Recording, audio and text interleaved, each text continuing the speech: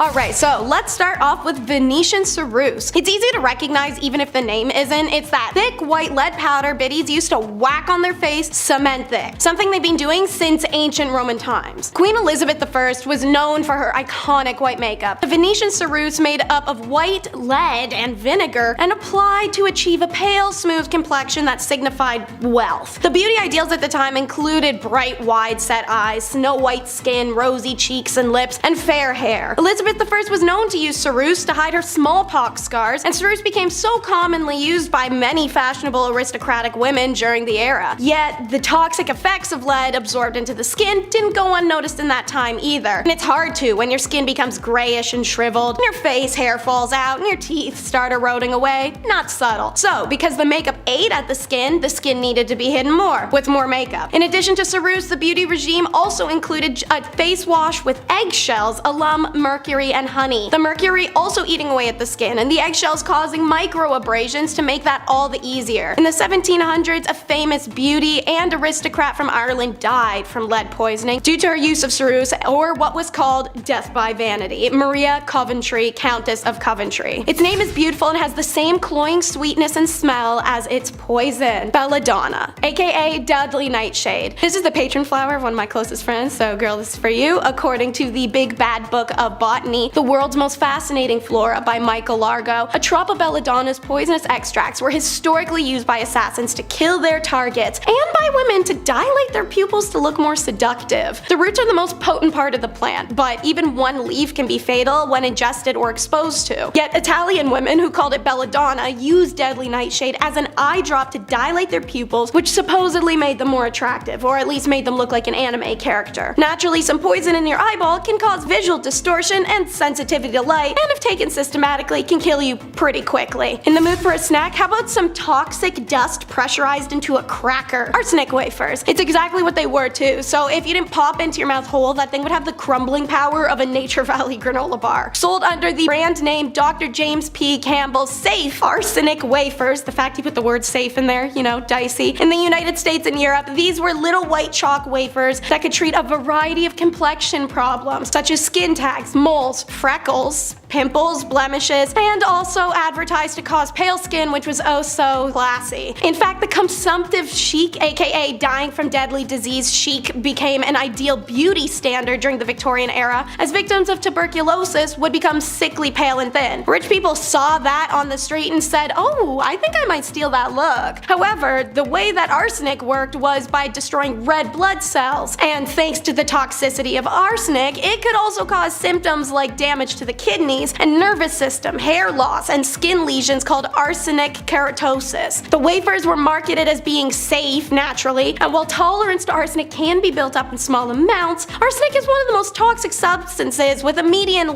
lethal dose of 13 milligrams per kilogram of body weight. To build an immunity would take scientific precision, not snacking on poison crackers you fish out of your purse. Number 7. Thoradia. If somebody told you that your face was glowing back in the late 30s, that would be the highest compliment. Now, it's got a little Edward Cullen vampire vibes. Little different now, but still nice. Thoradia was a beauty product company that made radioactive creams, powders, lipsticks, anything to get your glowy glam on, they made. And they made it in a horrible way. They made thorium and radium-lead products to tone facial tissues and remove wrinkles. How insane does that sound coming out of my mouth? Look at cosmetic companies now. Imagine Thoradia just dropping on shelves casually. The product was doing so well that it circulated in Italy, Portugal, Romania, Egypt, Belgium, France, you name it, it was all over the world. It wasn't until 1937 until the French government caught on to these horrible side effects, thank God, and then they pulled it from shelves. Imagine seeing a friend and they're literally glowing, vampire for sure, or radiation. Number 6, the tricho system. I was talking about plucking my unibrow the other day. I was really going in on that, so we had to throw this one in. Instead of plucking your eyebrows in the late 1920s, you would ideally want to use the tricho system to remove any, unwanted hair. This device was booming back in the 20s. Hair salons had to have this system. And come 1925, there were over 75 tricho systems installed in beauty shops all around. And what you would do is you would sit at this large desk, face a small window for a few minutes, and boom, just like that, hair gone. Yeah, just 20 quick visits to your local tricho system and then boom, then your hair is magically gone. Just 20 visits. Easy. You have the time of the day, right? Their trick here was X-ray technology directly on their face. Not a bright idea. So 4 years later, in 1929, trichosystem side effects were so well known, being ulcers, carcinoma, keratosis, death. This was not the solution you wanted, so again, pulled from stores. Number 5, Gorad's cream. Gorad's Oriental Cream hit the market back in 1936. This cream was supposed to, freshen up your skin, make you look lighter, younger, tighter, whatever Paul Rudd's doing. But instead, this skin cream had one user ending up in a book that's very, Chamber of Horror styles. Just what not to do in terms of cosmetics and bad stuff. This magic ingredient was meant to magically make you beautiful, and it had some magic mercury inside the product. It was horrible. Not something you want on your face ever. Mercury, no fun. I don't recommend. 0 out of 5, my friend. The results were haunting. This woman had soon developed black gums, her teeth loosened, and dark rings appeared around her eyes. It was haunting. It's called mercury poisoning, and it's not fun. Number 4, fluoroscope. A proper measurement of the foot is the first step to a healthier lifestyle. If you're off by half a size in either width or length, you're setting yourself up for future problems. So when X-rays started being used to properly measure up family foot sizes in shoe stores, well, it sounded like an ideal start to an otherwise exhausting process. I worked in a shoe store while I was in school, so I get it, The amount of stinky feet I've had to measure up with that really cold metal thing, no thank you. Gross. So in comes this new fluoroscope technology, right? Measure your feet, but make it cool, make it futuristic, right? Make it technological. This began in the 1920s. Everybody used these things. It was completely normal. And by the time the 40s rolled around, scientists were now concerned about the radiation level emitting off these machines, and eventually they too were banned. They're also really intimidating to look at. There's a speedometer on it, for some reason. It doesn't look like an easy thing. It looks scary. It looks like a saw trap, you know what I mean? Number 3, thallium. In the late 19th century, something called thallium acetate started to sweep the nation. It was a hair removal method, but originally thallium was prescribed for those who suffered with ringworm. Just in case you got both, here you go. So yeah, now we're getting a little concerned historically. Even so, thallium didn't do anything about said ringworm. That in itself was already a failed product. It made patients' hair fall off. So the ringworm was easier to find. Doesn't actually help the issue, just makes it easier to find, I guess. So I guess that's helpful. I don't know, it's still bad. Eventually, thallium was sold by itself as a cream. It's very toxic, it should never touch your skin. This was once rat poison, historically, and then humans were then rubbing it around on their heads casually. That's insane. This was outlawed in the 30s, thankfully, but the fact that this was ever sold in history just baffles me. This whole list baffles me. Number 2. Aqua Tofana. I love this one. Going back to the 1600s for this one. If you're a murderino, you know this one already. It's a good one. Aqua Tofana was a cosmetic that was sold to women back in the early 1600s. It was a cosmetic that also doubled down as a poison. Yeah, some naughty stuff going on here. The origins of said deadly cosmetic that was sold and, responsible for around 600 deaths is pretty wild. Back in 1632, 2 women, Francesca Lasarda and Tafiana D'Amato, they both created this poison so that when their husbands kissed them on the cheek, they would then be poisoned from the cream that they put on, right? This was a time where women were treated horribly, right? Even worse than now. You know what I mean? I was gonna say a time where women had less rights, but I'm like, we're actually getting worse historically, so who knows? But eventually, Teofana was caught and executed for her crimes, but her recipe lived on. Her recipe carried on through her daughter, Julia Tofana. She took this deadly recipe to Rome and kept manufacturing it. Pretty badass, I'm not gonna lie. I mean, obviously it's horrible in so many ways, but I'm like, yeah. That's pretty smart, I think. If she was a villain in a Sherlock Holmes movie, we'd love her. Know what I mean? Inside this cursed cosmetic was arsenic, lead, and belladonna. Colorless, tasteless, and one of the deadliest. And finally, number 1, Vita Radium Suppositories. Hey, my favorite one historically. This is great. With guaranteed real radium, there we go, just in case you got that fake stuff. This is the real good stuff. The Home Products Company of Denver, Colorado came out with these suppositories, back in 1930. And the way that they marketed these things is so funny, and I have to end the list on it. It's one of my favorites ever. The company reaches out and says, "Weak, discouraged men. If you are showing signs of slowing up in your actions and duties, perhaps if you have begun to lose your charm, your personality, your normal manly attitude, then certainly you want to stage a comeback. The man who has lost these precious attributes of youth knows how to appreciate their value. he realizes that happiness depends on his ability to perform the duties of a real man. Sweet, glorious pleasures of life. Nature intended that you should enjoy them. Now is the time to act. And then these real men put radiated suppositories up their real. How funny is that? They're like, are you a man? Yeah. Do you want to get back to business? Yeah. All right. Bend over. It's so stupid. This is so dangerous also, obviously, but like, it's so funny that they're so aggressive with this ad. The initial goal here was to, of course, feel better and, feel like a real manly man again.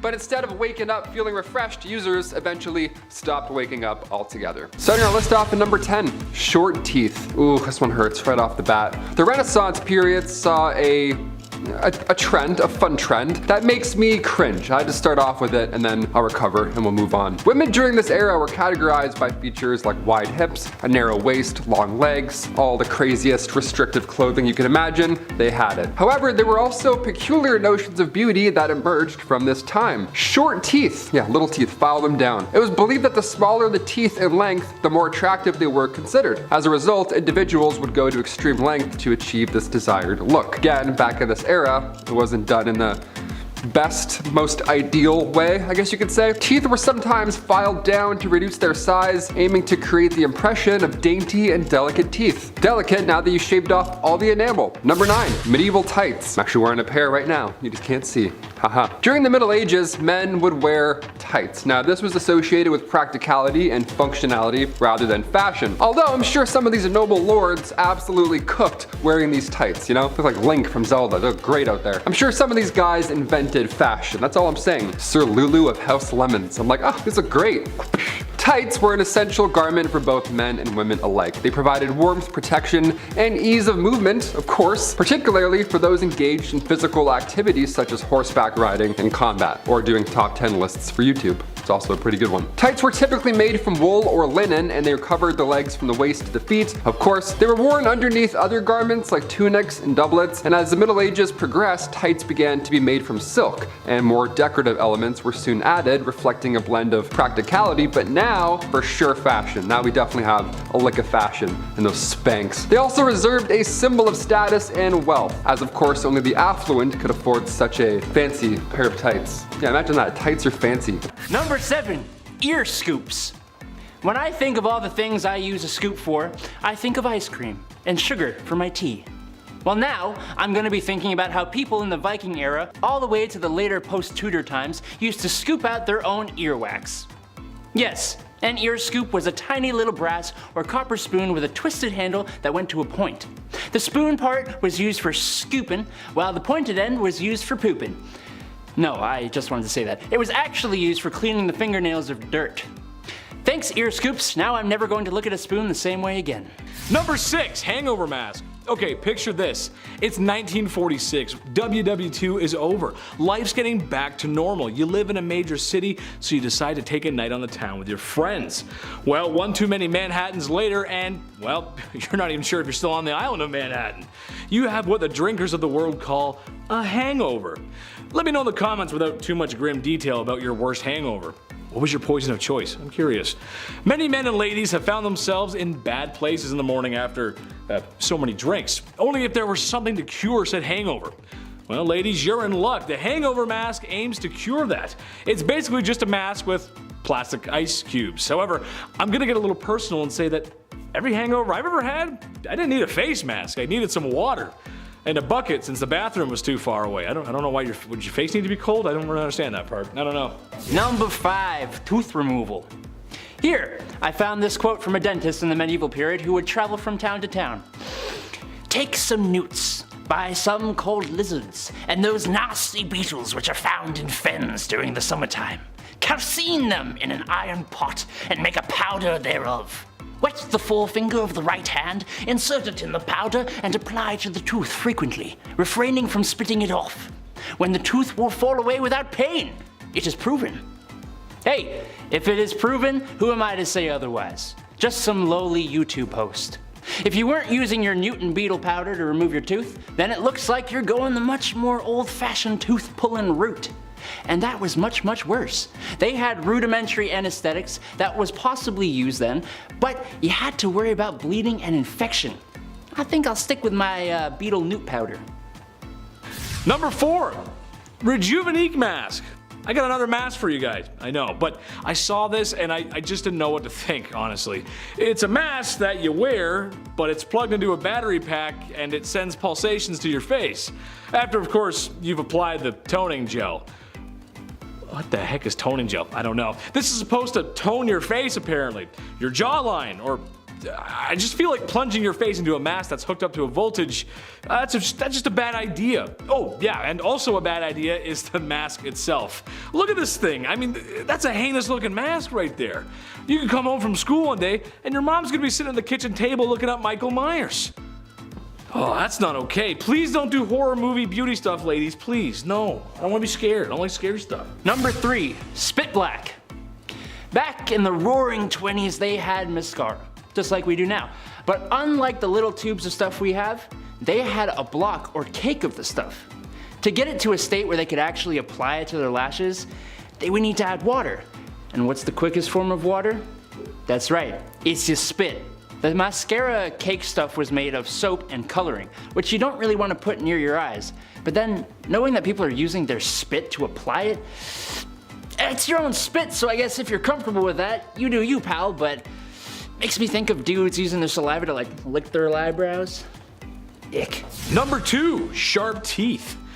I like Shark Boy and Lava Girl just as much as the next guy. However, that doesn't mean I want to look and feel like a shark. This one just creeps me out. I don't hate the dentist, but I think everyone can agree with me that teeth getting drilled is just uncomfortable. It just kind of sucks. Especially if there's like powdered tooth in your mouth. That's just the worst. It's kind of gross too. I don't know. Well, what I do know, however, is that there are some cultures out there where the ladies get their teeth sharpened or filed. Oh yes, and there ain't no dentist office there either. This is bite the leather, you're in dad's kitchen kind of operation. Oh god. I would honestly talk more about it, but the editor's gonna show some pictures, and I'm gonna have to stop because if I see them, I legit get queasy. I don't want to see that stuff. No thank you, no teeth sharpening. No. Number 1, mercury laced skin cream. Secure Gorad's Oriental Cream and take your first step to a new lasting beauty. That's right, over time you too can develop dark rings around your eyes, lose some of those pearly whites, and get stunning black gums. That's because Gorad's Oriental Cream is made with calomel. What is calomel, I hear you ask? It's a mercury compound. Yeah, it doesn't sound so good anymore, does it? While the women of the 1920s who used this product maybe once or twice would be fine, those who used it over long periods of time subjected themselves to mercury poisoning. But hey, Gorad's cream came in white, flesh, and whatever the hell color Rachel is supposed to be. Number 10, long neck. Look, this one probably isn't a surprise to anyone. There must be like 20 documentaries on the subject alone, but today we're talking about the long-necked women found in some African cultures. In a nutshell, you pile on gold rings around your wife's neck until she's impersonating a totally winnable ring toss game at the county fair. The end result is a neck that's long just as the day is long. Pretty long. And in these cultures, this is considered very beautiful. Now, who am I to judge? I can't. However, as a lawyer, doctor, detective, and fireman here at Bumblebee, I'm gonna not recommend the giraffe look. While at first glance it may look like the neck is being stretched, it's really the shoulders that are being dropped forcibly by having so many rings piled up on your neck. That's not healthy for you. Anyone in the comment section that has played contact sport will tell you that dropping your shoulders like that is not good. I like my thick neck the way it is, thank you very much. Number 9, lead cosmetics. Did anyone know we still sort of do this today? Are we insane? Lead has been used in makeup for an extremely long time. It was found in cosmetics back in classical antiquity, so that's as far back as the 8th century BC. In the 18th century though, women would mix lead with vinegar to make themselves look more and more pale, which was a beauty standard back in the day.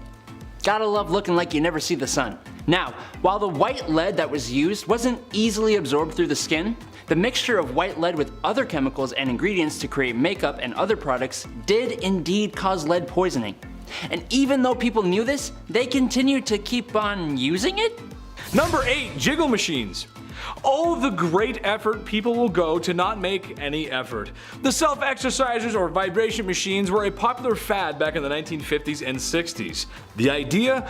Lose weight fast and easy with the help of modern science and machines. Trouble is, they don't really work. At all. In a way, it's pretty similar to the snake oil men of the past. A common issue, a weird solution, and then a great marketing, well, that would make for a fad. Someone had to just make bank on it, I know they did. I mean, I get the appeal. I do. I wish I could be a 1950s housewife with a vibration machine, so I could be beach ready. But being a 1950s housewife means I'm so busy. But with a belt machine, it means I can keep my hands free, so I can reach for my favorite brand of menthol cigarettes and my third morning martini. Boy, I sure love this modern world. Wow. Does the sentence dysfunctional hair removing cream raise alarms in you? Because it does in me, and apparently the FDA. It's Cremlu. Advertised as perfectly safe and somehow permanent way to remove hair, this cream actually poisoned the user instead, like everything else on this list. And while women mostly applied it to the upper lip, the problem showed up literally everywhere on the body, according to historian Gwen Clay. Now, women lost their hair all over their bodies, as well as suffering paralysis and even damage to their eyes, she written. So, one of Cremlu's active ingredients was thallium acetate. Thallium was also used as rat poison and has since been banned in the US due to how toxic it is to even people and animals exposed accidentally. Cremlu didn't stay on the market, but it was no thanks to the FDA. The Journal of American Medical Association, which in 1932 described the product as a viciously dangerous depilatory, led to the diagnostic fight against Cremlu by publishing a series of articles about its effects. Women who suffered side effects of the popular product sued the company, forcing it into bankruptcy in 1932 after winning more than $2.5 million in damages. But the FDA, when consulted, could only refer to the JAMA's work, and Cremlu didn't qualify as a drug, and the agency didn't have power to regulate cosmetics yet at the time. Nothing like a beautifier that makes you into a terrifier. Gurad's Oriental Cream. Bonus points for that dicey name. Alright, so it's the 1920s, and there's a popular beauty cream called Grad's, and it's been on the market for decades, regardless of the horror stories you'd hear endlessly about it from all your girls. It constantly caused mercury poisoning from the calomel compound in it, which was no picnic to go through. Then, party on, you would develop dark rings around your eyes and neck, get bluish black gums that were jiggly like jelly, and lose teeth before dying from organ failure. Though women could wear the cream once or twice without ill effects, over time that definitely changed, but as mentioned, it was one of the products that just stayed on the shelves. The cream was available for decades, but the FDA started to regulate cosmetics in 1938 thanks to the Roosevelts at the House of Horrors event. Calomel was no longer allowed, which means I'll never experience a magic of a mercury-filled makeup or figure out what the color Rachel cream was supposed to be for this brand. Become skinny by inviting a parasitic man-eating worm into your body. It's the tapeworm diet. And since this is still around today despite being illegal, I want to take a moment and say your body is genuinely beautiful and there are thousands of other options before this choice. So the idea is simple and gross. You take a pill containing a tapeworm egg, and once attached, the parasite grows inside of the host, ingesting part of whatever the host eats. In theory, this enables the dieter to simultaneously lose weight and eat without worrying about calorie intake. Wrong. Tapeworms take hold in various parts of the body and also grow large in size, resulting in blockage in organs and potentially even death. So it's not like it's just vibing out in your stomach forever unnecessarily. Having started in the 1900s, this trend was the result of the whole 16-inch waist BS that made women break their bodies with corsets. This was an era of beauty equaling sacrifice, and sacrifices were most certainly made once the desired weight was achieved. To get rid of the now unnecessary parasite, dieters would employ the same methods as those unwillingly afflicted by the worms. In Victorian England, this included pills or special devices. One such invention, created by Dr. Myers Sheffield, attempted to lure the tapeworm by inserting a cylinder of food up the digestive tract. It comes as no surprise that many patients choked to death before the tapeworm was ever successfully removed. Some people still attempt this diet. In 2013, Today magazine reported a woman in Iowa bought a tapeworm online, swallowed it, and then had to go to a doctor for help. This trend wouldn't exist if society could get its crap together, which is skin bleaching. The issue of colorism and favoritism towards lighter skin has created a decimating global empire today worth more than $8 billion, profiting off of discrimination in today's beauty standards, and predicted to be $12.7 billion on the black market by 2027. This is made painfully obvious by literally every beauty trend we've discussed so far, and that we've covered in every video about beauty. Their goals are to be pale, pale, pale since the time of the Byzantines. In a study published in 2009, it was found lighter-skinned black applicants reviewed more educated and had better work experience. And then in another famous study in 2011, it found darker-skinned black women received harsher prison sentences than lighter-skinned black women for the same crimes. So for many people, having lighter skin can mean the difference, how people treat them, see them, respect them. So as a result, we live in a world where beauty standards are often appropriated from people of color, whitewashed, regurgitated, only to be praised and adored then when previously laughed at and bullied. It tells someone that they're not beautiful unless they're pale. So as a result, skin bleaching creams, pills, injections, and other products come out, and they contain hydroquinones,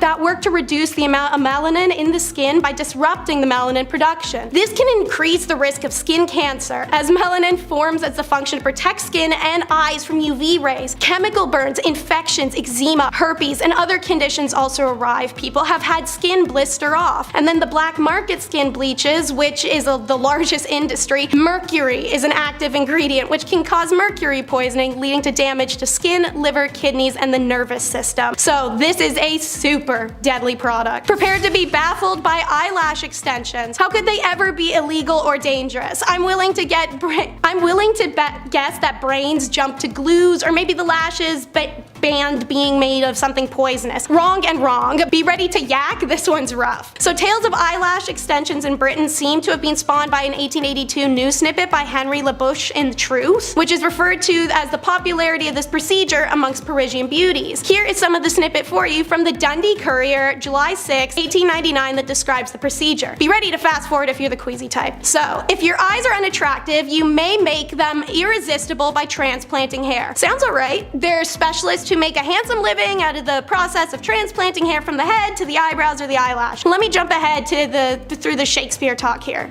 Okay. An ordinary fine needle is threaded with a long hair genuinely taken from the head of the person being operated on. The lower border of the eyelid is then thoroughly cleaned, and in order for the process to be as painless as possible, rubbed with a solution of cocoa, not the hot chocolate one, the white one. The operator then, by a few skillful touches, runs his needle through the extreme edges of the eyelid, in and out along the edge of the eye, leaving hair threads in loops of carefully graduated length. Most of the hairs have been transplanted, take root and grow, but a few fall out. I've hated every second of that, so let's just move on. Yeah, psych guys, I'm gonna actually talk about more eye getting poked. So this is Lash Lure, a new and improved lash dye that would stop you from putting mascara on every day. Take my money. First manufactured in 1933, it was a beauty salon exclusive and bragged of it leaving you with a radiant personality. The first adverse after effect was reported literally July that year. Severe dermatitis of the eyelids surrounding the skin and edema that almost began immediately after dyeing the eyelashes with the Lash Lure product. Complete relief only occurred after they removed all her eyelashes. 4 months later, 4 new cases of adverse side effects with Lash Lure that included vesicular eruption and marked edema, as well as choroidea. Okay, never mind, big words you guys. Their eyes were essentially bubbling and melting. It takes a year for the first fatality, a 52-year-old woman who made the mistake of plucking her eyebrows before dyeing them. Within hours, her eyes swelled shut, then her fever went to 104, and after 8 days of agony and eyeball ulcers and decay, she died. Not only was there a rash, yes pun intended, of side effects from Lash Lure in 1933,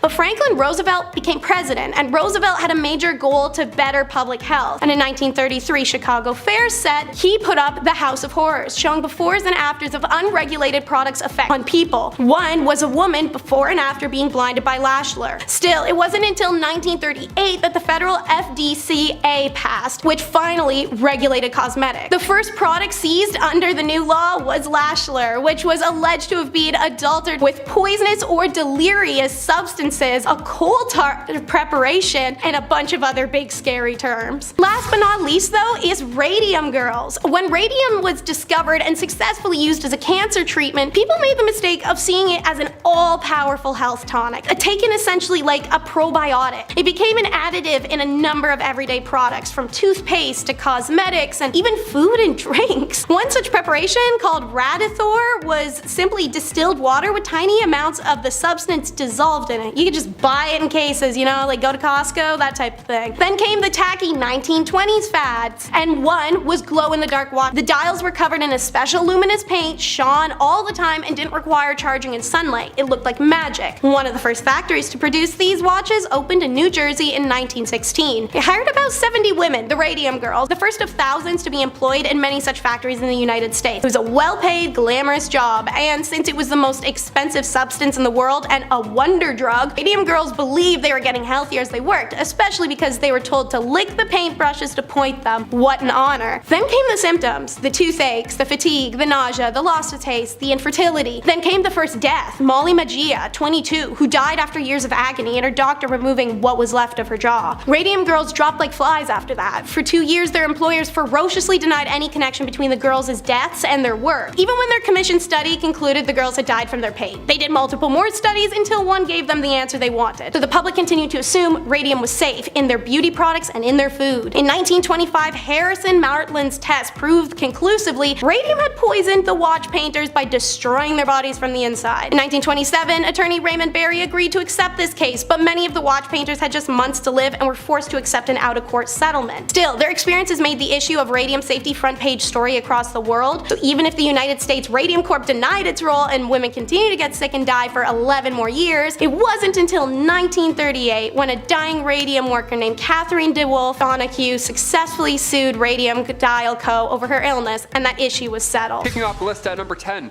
eyelash extensions. Ugh, right off the hop, here we go. Nowadays, beauty products are safer, they're made in a cleaner way. We're going the right direction when it comes to putting things on or around our eyes. You know, thank God. But back in the late 1800s, we weren't quite there yet. No, not even close. This right here is an ad from the Independent Journal back from 1899. And it says, if your eyes are unattractive, you may make them irresistible by transplanting the hair. Just the hair. Transplanted eyelashes and eyebrows are the latest things in the way of personal adornment. An ordinary fine needle is threaded with a long hair, generally taken from the head of the person to be operated upon. Doink. Oh, let's do a little gray, why not? Haha. Yeah, they would use a white illicit substance that's illegal that I can't say on YouTube. They would rub that around your eyes just to numb the eyelids. How stupid is that? The doctor would then thread your hair through the lids and then cut them down so they're even. Yeah, I thought peeling an eyelash off at the end of the night was bad. I would see that a lot, one of those. This is way worse. Never doing this. Number 9, Doramad toothpaste. Doramad. Are you mad? That should have been the slogan. Are you mad? The worst toothpaste to ever exist. Doramad, yeah, that was the one. Back in the 40s, people were brushing their teeth with radiation. Yeah, even on the actual tube, it says its radioactive ingredients increase the defense of teeth and gums. I can feel it working already. I'm gonna throw up. Doctors hate this one trick. Here we go. The tube continues to, well, lie to its users, saying the radioactive cells are loaded with new life energy. The bacteria is then hindered in their destroying effect, leaving behind a pleasant and mild, refreshing taste. Awesome. Yeah, I broke both my front teeth in half when I was younger. If only I had Doramad. I would have just bounced off the pavement and then just kept running. I would have had invincible teeth. Yeah, this toothpaste did not work and it did not stick around. It was horrible for humans. Its radioactivity was low in comparison, but like, its radioactivity was low. I can't even say that. Imagine this coming out now. No way. And just remember, good gums don't bleed, they glow. Doramad. Number 8, radioactive water. Yeah, you thought Dasani water was bad? Okay, just wait, buckle up.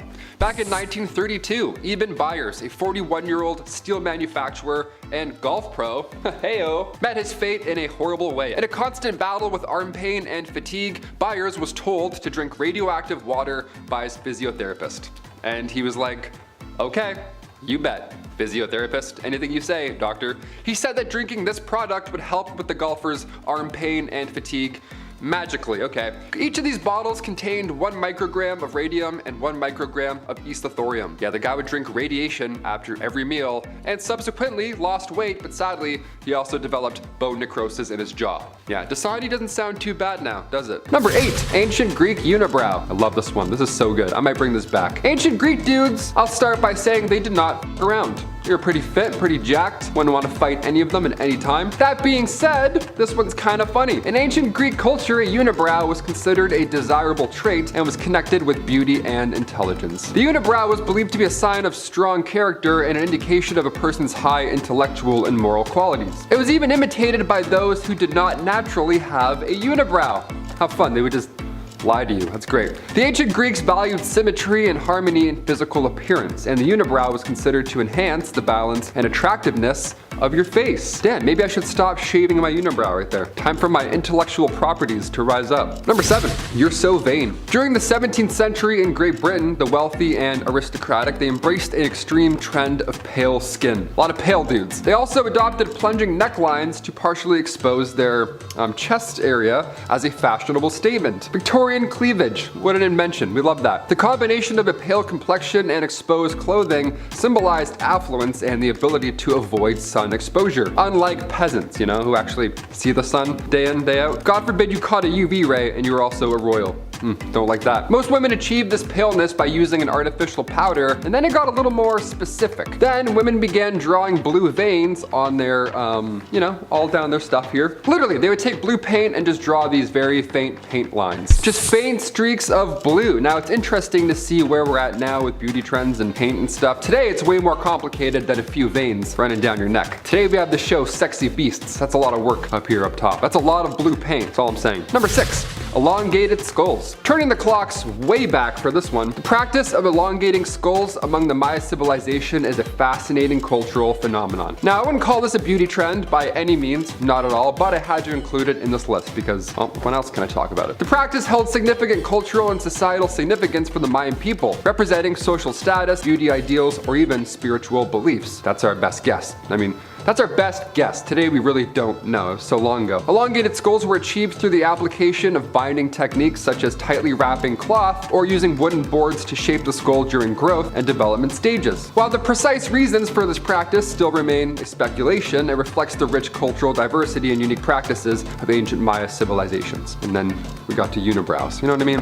Where have we gone? Number 5, custom corsets. In the 19th century, the hourglass shape was considered the ideal shape of a woman's body. Of course, that's so natural looking. Love that. And the narrower the waist was, the more beautiful this lady was considered. So in an attempt to stand out from others, women would tighten their corsets impossibly tight, more and more, so that their waist could literally be wrapped with 2 palms. Yeah, so much so their internal organs were actually compressed. Horrible, and that fast blood flow was now blocked. Corsets were made from various materials, including whalebone and steel, that's horrible, and they were often heavily boned for support. While corsets did provide an appearance of elegance, they also subjected women to discomfort and restricted movement, which is not great. We don't love that. We don't love standing still, not being able to breathe. Over time, concerns about health and restrictive nature of corsets, this grew, leading to the emergence of reform movements advocating for more comfortable and less constricting undergarments. Like, please, I can't breathe. Can you please? I'm trying to go to a ball. Number 4, Renaissance forehead. Forehead. You see what I did there. During the Renaissance era, high curved foreheads were considered a beauty ideal for both men and women alike. Now, this aesthetic preference came from the belief that a high and pronounced forehead was a sign of intelligence, wisdom, and refinement. It's not. It's really not. You look stressed out more than anything. It was associated with classical beauty and the idealized proportions found in ancient Greek and Roman sculptures. I saw a bunch of bald statues and they're like, oh, that could be me. I could look just like that guy. Hopefully not entirely, but up top. To achieve this look, individuals would pluck or shave their hairline quite the ways back to create the appearance of a higher forehead. They would purposely give themselves a Coach Hines, all in the name of fashion, all in the name of beauty. We love that. Number 3, black teeth. During the Heian period in Japan from 794 to 1185, the tradition of ohagiro, or teeth blackening, was widely practiced and considered a symbol of beauty and maturity. Blacken out your teeth, there we go. The process involved using a solution made with iron fillings, vinegar tea, and rice wine. When applied to the teeth, it created a blackened effect. Now, while the staining was not permanent, the smell of the mixture was quite unpleasant. Now, despite this, ohagiro remained popular for centuries and was embraced by both men and women as a fashion statement and also as a cultural marker of age and status in Japanese society. Today we have, it's kind of coming back. I don't know, we have influencers with charcoal toothpaste. A little bit different, but this trend, it's on its way back. I can feel the blackened teeth coming back into fashion. Number 2, The pale look. Hi, hello, there he is. We talked about the Victorian era and the veins. That's one way to achieve a pale look. But Queen Elizabeth I, she made another method. Pretty historical, pretty eye-opening. Queen Elizabeth was known to practice bloodletting as a part of her beauty routine. Bloodletting was a common medical practice during that era. It was believed to balance the body's humors and improve health. By dishing out blood, you can improve your health. You like that. However, Queen Elizabeth, she embraced bloodletting not solely for medical reasons, but also as a means to enhance her complexion. Yeah, it was believed that by removing a small amount of blood, this would give her skin a radiant and youthful appearance. Yeah, it's nice. It really gives you that I'm about to faint look. That's great. Every painting of hers is like this, just half in, half out. This practice exemplified the extreme measures taken by individuals back then and the lengths that even royalty would go, all in their pursuit of being beautiful during the Renaissance period. No forehead, no eyebrows, no blood, apparently. What's going on? And finally, number 1. Gladiator sweat. Yes, ancient times will end here. In ancient times, the sweat of gladiators was believed to possess medicinal and even magical properties. Yeah, abracadabra, this guy's gonna take his head off. Some individuals would collect the sweat of gladiators and apply it to their skin as a beauty treatment, which is pretty yucky. They believed that it could improve complexion and, again, youthfulness. Just a guy's sweat rubbing on your lips. You're like, hope I get young again. Fingers crossed. This practice stemmed from the belief that in transference of strength and courage through physical contact, which I don't think that's a thing. Scientifically, hasn't been confirmed. In 10th place, we have crocodile dung baths. When I picture taking a bath, I'm picturing my off-white tub, a generous handful of Epsom salts, and maybe a lush bath fizz if I'm feeling really fancy. But also not always, because cleaning the tub after that is a chore in itself, and I'm normally only taking a bath instead of a shower if I'm really exhausted. So, right now. Many different animal products and byproducts have been claimed to work wonders on the skin, but this one might be up there with the grossest. In ancient times, the Greeks and Romans used a special ingredient in their body toning mud baths: crocodile excrement. Full body bathtubs were filled with a mixture of earth and freshly harvested feces, which was also used to make anti-aging face masks. They believed the reptile poop would dramatically slow down the aging process. I'm terrified of the creatures as a self-preservation rule, and this is definitely something that made me want to hurl. Look, all I knew before today about crocodiles, other than just how scary they are, is that they share the osteoderm trait with dinosaurs, and I'd like to go back to just knowing that. Thanks! In 9th place, we have pearl powder in China. So some historians and beauticians suggested that the concubine turned Empress Dowager Cixi, who ruled for 47 years in the 19th century, popularized Chinese pearl powder for its beauty benefits, since she was widely recognized for her leadership as well as her beauty. The pearl powder is rubbed onto the face and is said to promote brightening, exfoliation, and anti-wrinkling. Many of these pearls are cultivated along China's river basin in the Shanghai area, and are ground into a powder to be used in beauty treatments. After 3 to 4 years of cultivation, oysters grow to about 10 inches long and are harvested by fishermen. Now apparently this routine is still used in today's society, and I'd love to know in the comments if that's true or not. In 8th place, we have how to stay pale. I'm thankful my pale complexion is all natural, and while I've been tempted a couple of times in my life to maybe tan it, I managed to avoid temptation. Last summer was probably the most I've considered tanning, only because I was getting horrid sunburns from my day job at the time, and considered evening them out for other work purposes. Not that having tan skin is a bad thing by any means, but I'm perfectly content being a Snow White knockoff. By the time Elizabeth I sat on the English throne, her subjects associated color in the skin with those who engaged in back-breaking labor outdoors. The whiter the skin, the richer you could appear. Since human beings naturally have a bit of color, the beauty treatment back then was to apply a powder made of white lead, calcium carbonate, and hydroxide to every inch of exposed flesh. Poison in a bowl. That powder introduced toxins over time that caused various side effects, including skin inflammation and baldness, leading to a couple of different wig trends, which I promise I will touch on. To further emphasize the pale skin, by the late 1800s, some women would use a blue or violet pencil to trace their veins to make their skin appear paler. Hey, I've used liquid latex and eyeliner for a lot worse, so I can't really judge that part at all. In less lethal methods though, some ladies created a toner out of strawberries and wine and slathered it on their skin to help keep their porcelain complexion, and now that's something I'd try. Hey, I've heard a lot about the health benefits of wine, and I'm not opposed to experimenting. Number 7. Fainting room. By today's standards, fainting rooms might seem quite scandalous, and while they were very fashionable back in the day, often being linked to corsets, at least so we think. In reality, fainting rooms actually had less to do with corsets and more to do with people's desires to nap without having to bother with all the business of undressing, getting in bed, getting back up, having the bed remade, and completely redressing. Instead, fainting rooms were a place where you could sneak off to for some peace and quiet during a busy afternoon or major social event, or simply a place you could just go to rest for a bit without having to do the whole sleep time ritual that usually accompanied, going to bed. What's more scandalous is the fact that the women who were known to actually faint back in the day, that is true, and even today women still faint, people still faint, had this malady attached to corsets by physicians. Usually, of course, men back in the day who simply just didn't know what was wrong with these women to make them faint so much. So what did they do? They blamed corsets, of course. Although to be fair, corsets are notoriously bad for your health. But still, I just love that these doctors were like, I don't know what's wrong with this woman. Corsets, they make her faint, that's what it is.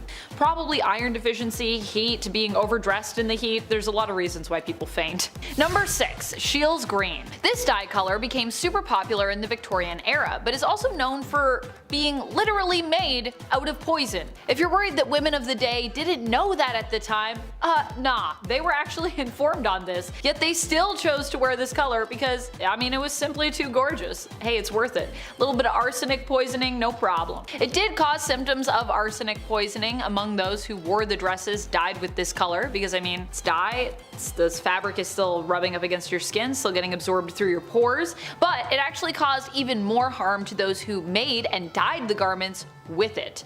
Because, you know, they're the ones actually breathing that in and stuff. Yikes. Number 5. Bloomers. Bloomers were one of the first styles of pants women gravitated towards in the Victorian era. They were worn in rebellion of the often unruly skirts of the day, which made it hard to move around and, well, honestly probably do anything. Female cyclists instead preferred to wear bloomers, causing much scandal as people felt it was improper for women to dress so masculinely. How dare you.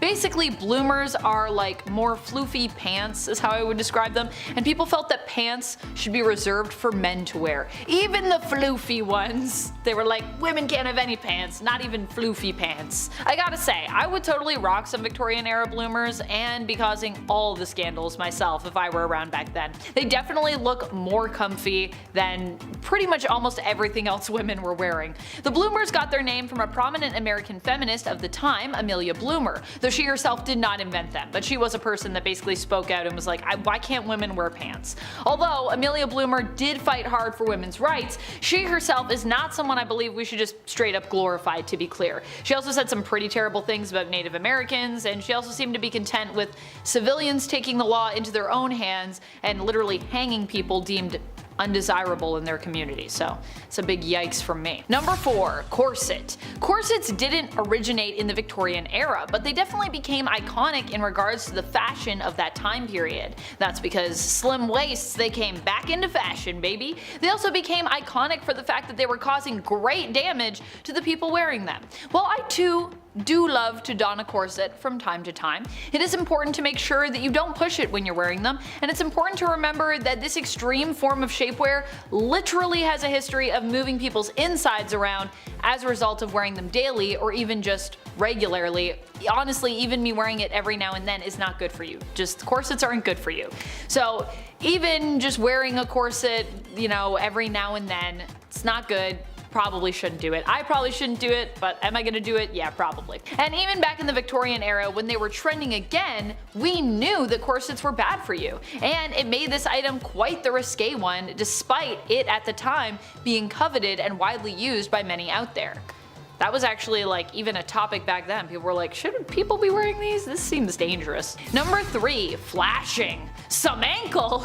Can't see it on camera, I can't show it to you because it'd be too scandalous. So scandalous. As silly as this sounds now, especially with it being summer right now, as I'm talking about this, a time when being underdressed is really just being comfortable. This was, in fact, a huge thing in the Victorian era. Women were often covered head to toe from the top of the neck all the way down to the ankles. It was common for women to even wear multiple long skirts and stockings in an attempt to just fully cover their legs and ankles. So those who decided to flash a little bit of ankle with their fashion choices, woo! They were considered quite risque. Number 2, hoop skirts. As deadly as they were definitely fashionable during part of the Victorian era. The hoop skirt, also known as caged crinoline, was a type of skirt that was built like a cage. There's various different ones which were made out of different materials, but the idea is it's literally a big hoop cage that you wear and then you put a dress over top of that, or a skirt over top of that. The idea was to add volume to the bottom of your outfit, which would also help to make your waist look even slimmer. Something that was very fashionable back in the day and something still coveted by many many in regards to modern beauty standards today. Hoop skirts though were deadly because you would often misjudge the size of your skirt, which could cause all kinds of accidents. Also, many of the materials used to build the hoop skirts and dresses that went over top were very flammable. Many people died from catching fire or getting their skirts caught in machinery or even carriage wheels. So yeah, don't wear a hoop skirt if you have to do anything or be near flames. Or just be alive in the Victorian era because there were open flames like everywhere. Number 1. The One Piece. I like that I saved this one for number 1. I didn't realize I was doing that, but I knew. Subconsciously. The One Piece swimsuit created quite the controversy when it came into fashion near the end of the Victorian era, and the really wild thing is it initially pretty much covered almost like your entire body. But, and it's a big but for this era, it was very fitted. So because it hugged the body, as swimwear really should do so that you can, actually swim, it was considered to be quite scandalous. Not only that, but of course the One Piece also wanted to maintain your modesty by not having your skirt float up in the water around you, giving everyone potentially a free show. So it was fashioned to be pants, Oh boy, a woman in pants without a skirt? Scandalous. How dare these women try to swim? We didn't say women could swim. Someone put a law so that these women can't swim.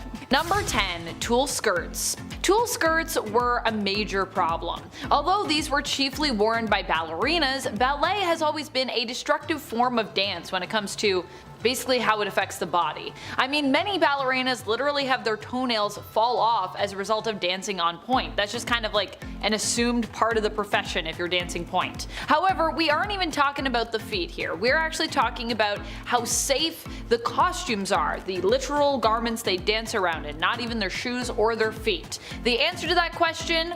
They're not very safe. Considering that before electricity many danced on candlelit stages, you'd likely be horrified to hear just how flammable these costumes were. There are many examples throughout history of ballerinas and dancers getting too close to candle flames while in their costumes and basically lighting on fire. And I gotta say, I've listened to multiple podcasts that have talked about this, so I could recommend some to you. If you want some, let me know in the comments, I'll send them your way. Emma Livery is by far one of the most famous ballerinas though to have caught flame. She actually did initially survive the incident, but she died 8 months later as a result of her injuries. That sounds terrible. And there were honestly countless others who suffered similar fates. The really terrible thing is, back in the day, this is something new that I found out, we actually had the means to make fire retardant costumes, but they affected the aesthetic of the costumes, making the costumes appear a little bit more stiff. So rather than try to save the more than thousands of ballerinas who died in even just a single year, we decided to opt for beauty over safety. To me, that's pretty scandalous, I'm gonna be honest. Scandalous and disappointing. And friends, before we move on to our next spot on this list, if you love what we do here at Bumblebee and you love learning history with us, be sure to let us know by clicking that subscribe button.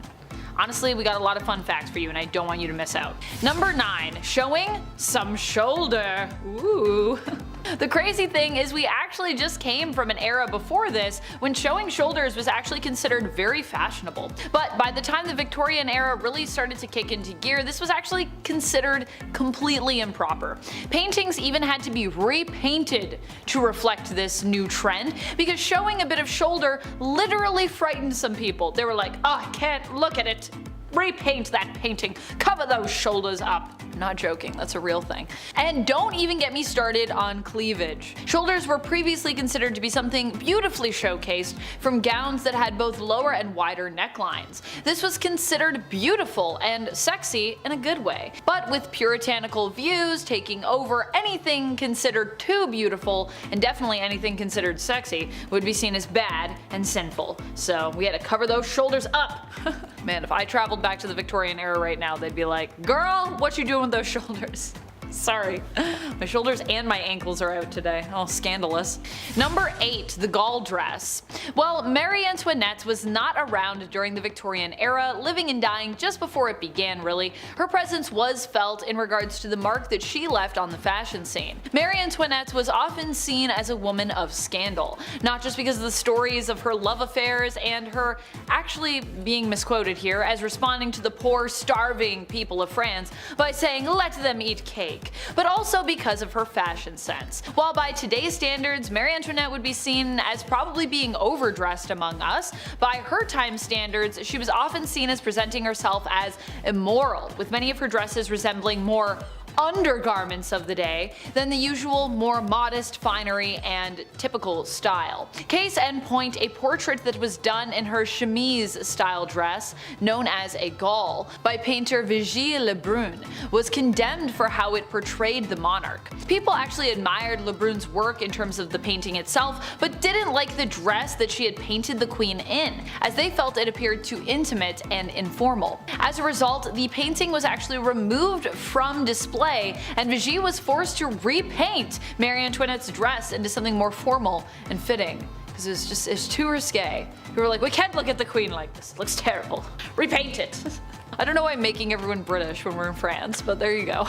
In 7th place, we have arsenic. So to achieve that very trendy near-death look in Edwardian times, women would swallow arsenic in small portions to keep them super skinny and supposedly attractive. Heck, even Sears sold arsenic wafers for convenience. Deadly diseases were just that popular, and some folks even caught tuberculosis just for the beauty aspects, which my brain hurts saying that, not gonna lie. Arsenic invaded almost every aspect of life in 19th century Britain, leaving a toll of death and illness. But most of the fatalities from arsenic were more pedestrian, from accidental use in food or from exposure to compounds in consumer goods such as fabric dyes and wallpapers, in facilities that made these products, and in the polluted air. Now, Victorians were just as obsessed with their bodies as we are, if not more dangerously, if you can believe that. Many women used arsenic to fight wrinkles, and men swallowed arsenic tablets as kind of a Now, it's unclear if arsenic can actually be used to turn compasses to the north, but I wouldn't recommend trying it. I think there's safer ways. In 6th place, sweat. Well, I'm not against using a highlighter to make my skin dewy and glowing. I'm not talking about a natural shimmer today. Heck, I'm not even talking about practices similar to like WWE, where they're constantly spraying water on their faces and bodies to appear gleaming before they even walk down a ramp. Gladiator sweat was something that used to be used to make women's complexions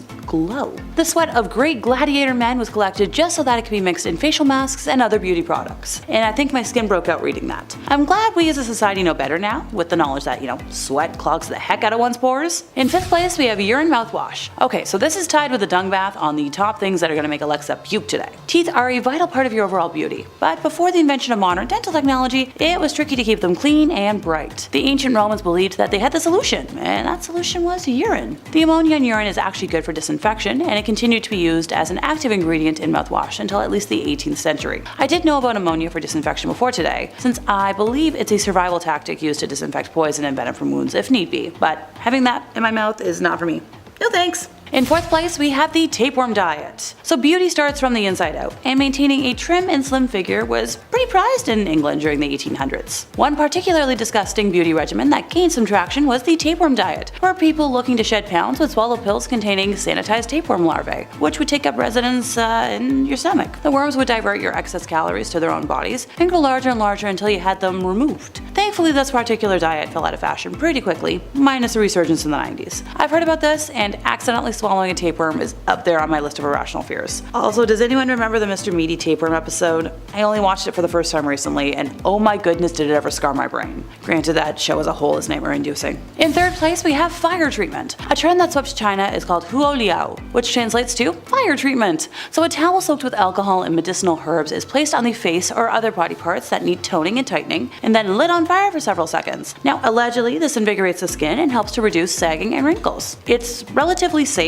since apparently the flame doesn't burn long enough to cause serious damage. So I have some friends who do sideshow performing, and do quite a few fire fun things. So maybe this is how they stay looking so attractive? Consider my mind boggled by this concept. Like, is Botox out of fashion or something? I haven't had any work done personally, but this just scares the bejeebus out of me. In 2nd place, we have wig lord. See, I promised I'd get back to talking about wigs. Big hair has been a symbol of beauty throughout the ages, but most ladies in the Middle Ages didn't get the kind of nutrition necessary to really grow and style luxurious locks, so they faked it with wigs. Kinda like I do today. I got a lot of wigs. The trend of looking and being ill would cause the hair to fall out pretty easily, and these giant hair pieces weren't all too sanitary. Victorian wigs were constructed out of wooden frames that had hair draped over and that was glued on with pastes of bear grease and beef lard. That tasty mixture was irresistible to rats, who would often nest inside hair pieces while they were not worn until wig cages were invented to keep them safe while the wearer was sleeping. So I definitely dabble in wig styling myself as a cosplayer, but the worst I've ever done to a wig was use hot glue before I knew better. Also, rats, no thank you. I recently found a mouse in my place and freaked the heck out. Wigs are definitely still built using wooden frames when need be, but got to be is more the adhesive of choice these days. Which reminds me, I've got a Barbie wig I need to style tonight. In our first place, we have geisha makeup and remover. So I'm personally a fan of the Neutrogena makeup wipes, but those didn't always exist in history. According to About.com, geishas would use the dung of nightingales to remove their very thickly applied makeup at the end of the day. And when I say thickly applied, I mean their makeup is caked on. So I guess this is how Mulan, she must have had it on her sleeve? The first step is to apply binsuke, which is a type of wax that acts as a barrier between the skin and the cosmetics, so the primer of the face. Then there's oshiroi, the white face powder, which was made up of lead, zinc, and seashells. You know, crunchy and lethal. Benai is used on the eyes, lips, and brows, and is a crimson powder made from the crushed safflower petals. Benai is not used all over the lips by the geishas, but rather to create a flower bud effect. And Meiko is used strictly for the lower lip. That red I mentioned before is also used to sculpt the outside corner of the eye and to create a subtle pink contour on the cheeks and nose. To achieve a delicate effect, the eyebrows are painted crimson and then black with charcoal. Some folks also shave their brows to make it easier to apply makeup. So I see where drag queens got the idea. The hair would be brushed with wax to keep it in place. And thanks to guanine, which is a natural cleanser for the skin and contains bird poop, it apparently makes a great makeup remover as well as a purifying facial mask. The Daily Mail reported that Tom Cruise rubs a mixture of nightingale poop, rice bran, and water on his skin on a regular basis to keep his youthful look. And while I'll admit the guy does look good for his age, I'm not exactly about to take beauty tips from a rich Scientologist. The only thing we will ever have in common is a love of popcorn and the inability to answer a question if we aren't prepped. Kicking off the list at number 10, skincare routines. For a long time now, having pale skin in Europe meant that you were among the wealthy, because in the 17th and 18th century, this suggested you can enjoy the indoors. You didn't get sunburns working outside all day, aka wealth. Keep in mind, this was long before sunscreen was ever even a thing, so at the time, the best thing to wash your face with was something called chemical wash. That was a mighty wash. This thing packed a punch, that's for sure. This wash would ideally get rid of sunburns, pimples, ringworms, smallpox, scurf, or morphew. I don't even know what scurf is, but it sounds awful. I don't want it. And your skin afterwards would be pale and literally glowing. Thing is, all these foundations were made with old-timey, horrible, poisonous recipes. One of these facial creams, I swear, I'm not making it up, was literally this. Steep the lead in a pot of vinegar and rest it in a bed of horse manure for at least 3 weeks. What?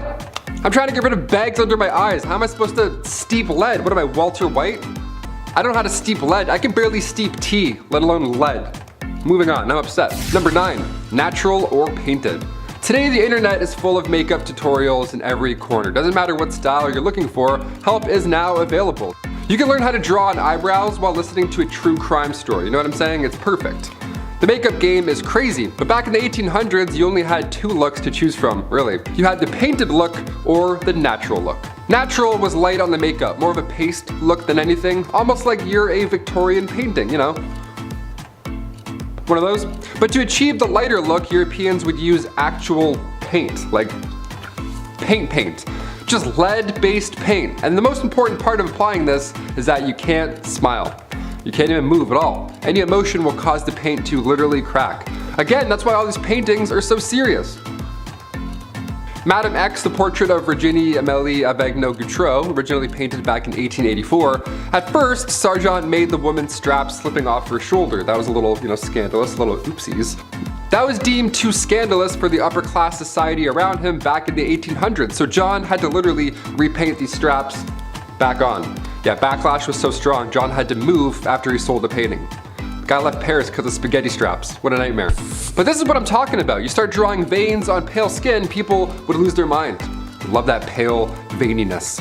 Number 8, beauty patches. 1800s beauty patches came in many different shapes and sizes. Take this portrait from 1755, for example. Joshua Reynolds painted Charles IX, Lord Cathcart, rocking a pretty large beauty patch. The guy literally looks like the rapper Nelly. That's massive. It looks like a band-aid on his cheek. Whereas other fabrics used in the 18th century were much smaller. They were tiny circles, hearts, stars. If you found this, you'd think somebody was gearing up to go to an Arctic Monkeys concert. They were often used to cover up smallpox scars. They were made out of silk velvet and they were applied with glue. Now the patches were dark black to make the pale pop, but the location of where these went also had purpose. A beauty patch in the corner of your eye meant that you had a lot of passion. On the forehead, that was meant to be majestic, and a dimple patch, oh, well, you're a cheeky one. That's the scandalous one you are. The position of these patches could also determine your political allegiance. Historian Joseph Addison took notes on these positions when observing two parties from the 1800s. One party had patches on the right side of their face and the other had the opposite. That's like switching jerseys back in the 1800s. You're like, this team sucks.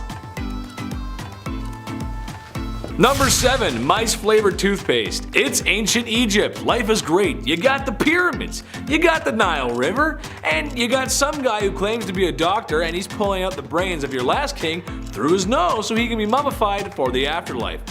That's just awesome. Just another day under Ra's warm sand. Egyptians just knew how to live, and they knew dental hygiene was important. So they came up with toothpaste. Sore tooth? Try this toothpaste. What was this toothpaste made of, you ask? Well, it was made of crushed mice, of course. God. I mean, here I am thinking that just some herbs crushed up with some water would be fine to eliminate bad breath, but after all, having nice teeth and nice breath is sexy. So, the Egyptians took some mice and they crushed them up with other ingredients in what must have been the most foul and rancid concoction this side of the Nile River. Just go ahead, put that goop in your mouth. You'll look okay, you'll look great after. Oh, just brush it on there, smells great. Oh, that's amazing. Number 6, pearly blacks. Here's another beauty trend brought to you by the horrifying things we as human beings can do to a mouth. In Japan, there's a practice called ohaguro, which just translates to blackening of teeth. Japanese women would essentially, over time, dye their teeth black. Another dual purpose, as it was thought to preserve teeth in old age and was seen as a sign of beauty.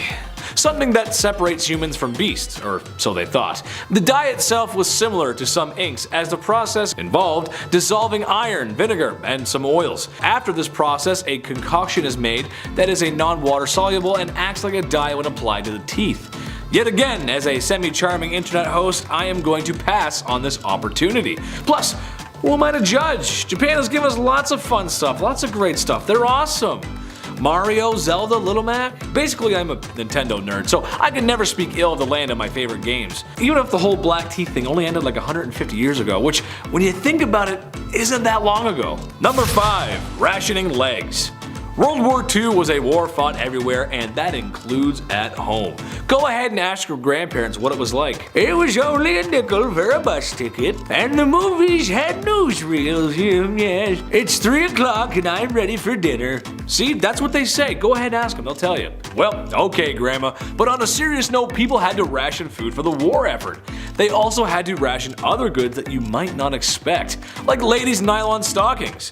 In Britain, nylon stockings were all the rage, but the materials for such were needed for the war effort. So the Gravy Browning Company came up with a bright idea: just paint your stockings on. Some women actually did this, and sometimes would even draw on the seam with an eyebrow pencil just to make it look like the real thing. Ooh. However, I just cannot see this being a great idea. I mean, it rains a lot in Britain. Would it not just wash off? What if I get sweaty running for my bus because I'm late for work? Yup, this is another one I'm just gonna have to pass up on. I'm sure the pain was 100% safe for body application as well. It probably wasn't. Number 4, bad hair days. Alright, this one is generalizing, but hear me out. When was the last time you thought about haircuts in the past? Yeah, see, you don't. That's because they belong in the past. I'm talking about popular hairstyles from the 1950s to 2000s, because honestly, there was a lot of them. And honestly, what were we thinking? We are a species that has left our own planet through science and technology. Yet, we come up with hairstyles like the beehive, the mullet, everything in the 1980s. And the most heinous, atrocious hairstyle ever, frosted tips. Sorry, Guy Fieri. The list goes on, but my point is people fully went out in public with these crazy hairstyles. I, myself, may or may not have sinned and maybe had frosted tips at one point in my life. I maybe had a button-up shirt with a blue hot rod flames on it. But I'm not going to tell you the complete truth. After being a part of this trend, I can firmly say I no longer want to participate in any more bad hair days or blue flamed shirts. Number 3. You do what with my wee? Back to the Romans again, and back to the pee. At least the Incas were keeping it outside the body. I guess. Romans wanted a clean mouth, and there wasn't any minty fresh mouthwash to reach for. So, what do you use? Wee. Lots of wee, specifically Portuguese wee. It was just the most sought after. Now, I'm not a doctor, but I feel like there was more wine drinking than water drinking in Rome.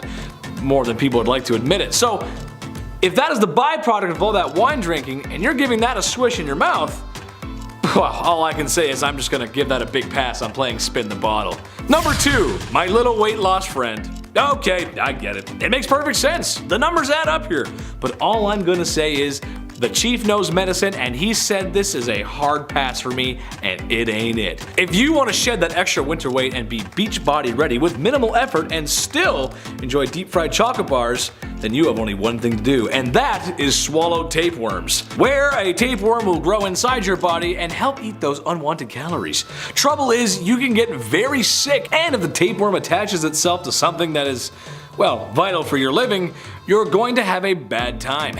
You'll get sick. Just don't do this one, please. Don't swallow tapeworms, please. Don't do it. Number 1, I spy some great complexion. Arsenic cookies. I'm just gonna be blunt with this one. Women were eating arsenic cookies for their complexion. You could straight up just walk into a Sears in 1902 and just buy some. It says it's safe on the box. For people who aren't familiar with arsenic, it's poison. Spies often carry one in pill form to unalive themselves in case of capture. At this time in history, it was no secret what arsenic was. This is just kind of weird, like putting ketchup on your eggs. Kind of weird. That's just a joke. We're having a debate here in the office, and I'm just curious to see who does that. But back to the poison. It was not safe, and over time, with lots of exposure, you can get very sick. It's arsenic, it's poison. Don't do that one either. Why? That's just wrong.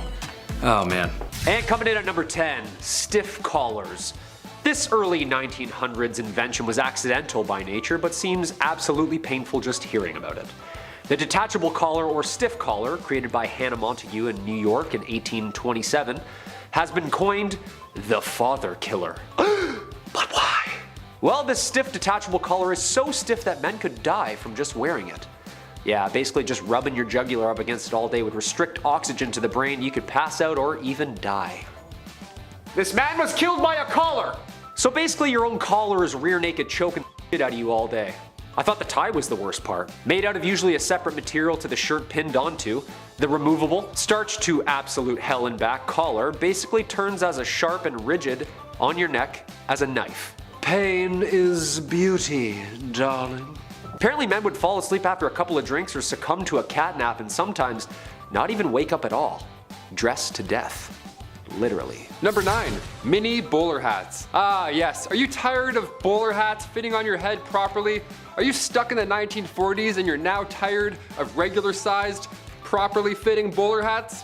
Well, fear not, old heads. Introducing mini bowler hats.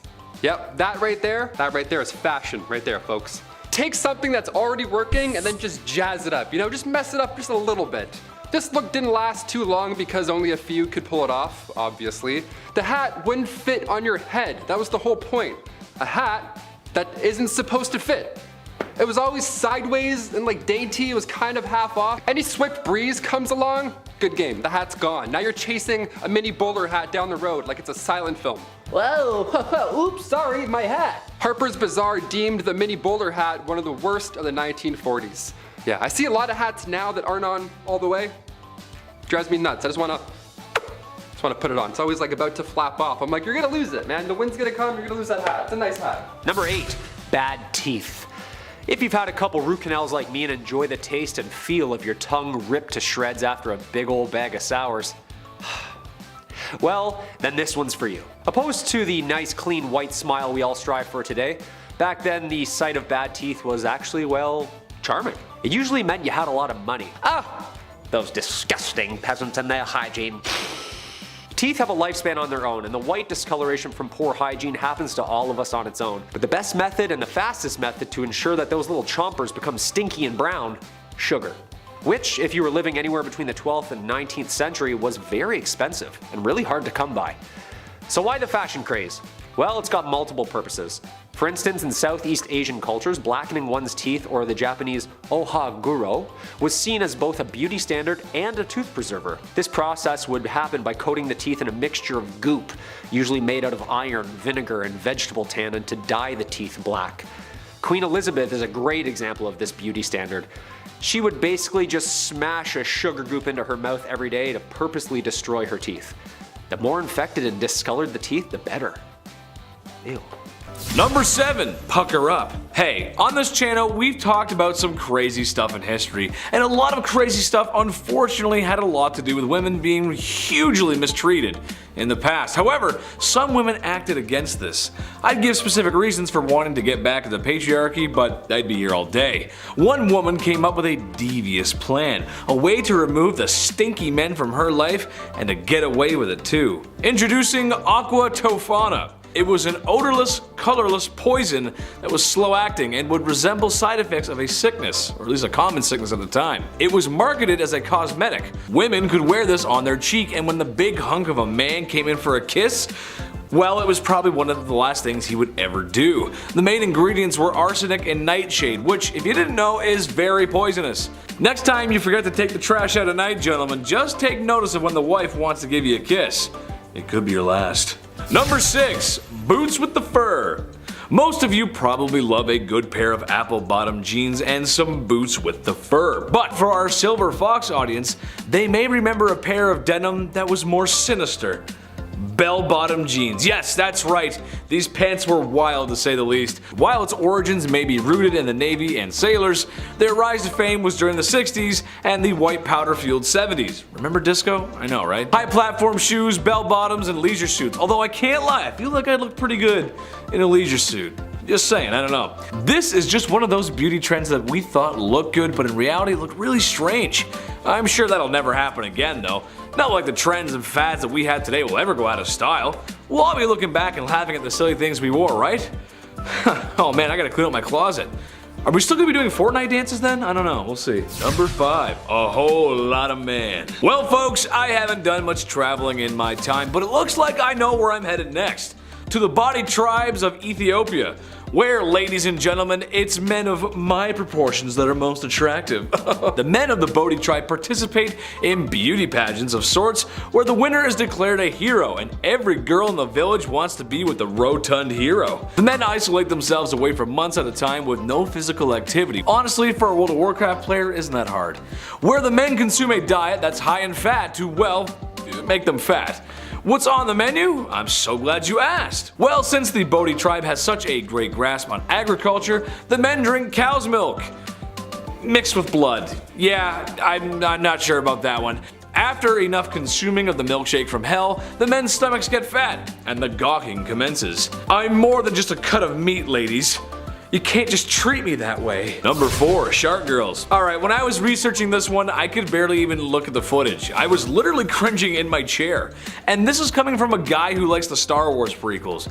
Yeah, I know. There's certain women of tribes around the world who have teeth like jaws that are considered beautiful. And I mean the shark, not the James Bond villain. The process of sharpening teeth is quite... well, interesting to say the least, as it's performed by dentists, and I would hardly call them dentists, as they use rocks and chisels to acquire this acquired look. Did I mention there's no anesthesia for this cosmetic surgery? All jokes aside, this is just a lot, and I actually get lightheaded just thinking about it. We gotta move on to the next point before I lose my lunch, or I pass out. Number 3, the George Costanza. Today, every girl wants those long, luscious locks. No split ends with healthy hair, and just a radiant glow. But women in ye olde Europe were after the chrome dome kind of look, if you know what I'm saying. They had their hair pulled back, revealing a large portion of their forehead. Hey, look ladies, not that there's anything wrong with balding. It happens. I'd be very ignorant to say that it might happen to me too. It could. When I get old, it'll probably happen. I actually know a guy who's balding right now. Shout out to him. It's just strange how something that could be considered not beautiful today was all the rage back then. Queens literally sat down on their chairs and said, "Give me the George Costanza look, please. I'm feeling like a real winner today, Jerry." Number 2, burn it off. In ye olde times, medicine wasn't great, that's no secret, and sometimes these trendy medical practices crossed over into beauty. What do I mean by that? Well, nobody's perfect, right? We've all got bumps, bruises, blemishes, zits, pimples, scars, moles, spots, freckles, skin tags, eye bags, boils, bunions, warts, dark spots, and some emotional damage that a therapist or a bottle of vodka could not fix. However, when people in the ye olde times needed to remove any of the list I just mentioned, besides the internal suffering that is chronic depression and anxiety, they use hot pokers. No, that's not medicine, but rather the same kind of hot poker that you put in a fire.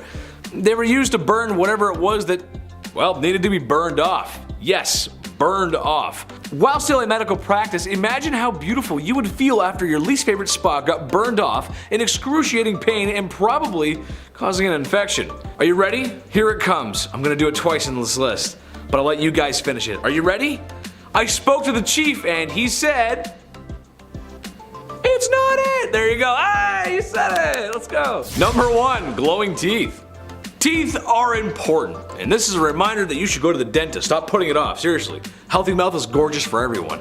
So that's why you'd want to use Doramand, a radioactive toothpaste. A what? Yes, a radioactive toothpaste. Coming full circle with the radiation today. This stuff was what it said on the box.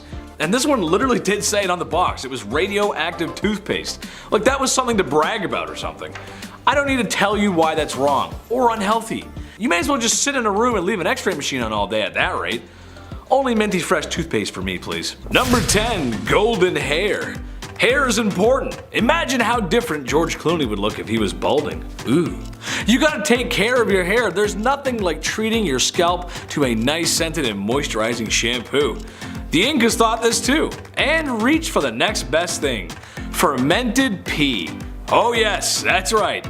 Basically, you take a pot, you put some wee in it, and let it sit for a week. Why not? Want to stay smelling fresh, of course. I'm not sure if this would make your hair silky smooth, as I'm not frankly in the market to try this. And this one, I can firmly say that if you try this one at home, stop it. Get some help. Don't do that. Wee belongs in the toilet, not on top of your head. Stop. Number 9, what a crock! As if urine in the hair wasn't enough, this beauty trend comes at you from the Romans and the Greeks.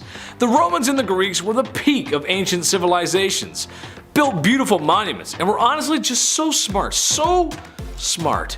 So smart that when they saw crocodile dung, they knew right away it had some beauty properties that they just couldn't pass up. They would bathe in crocodile dung.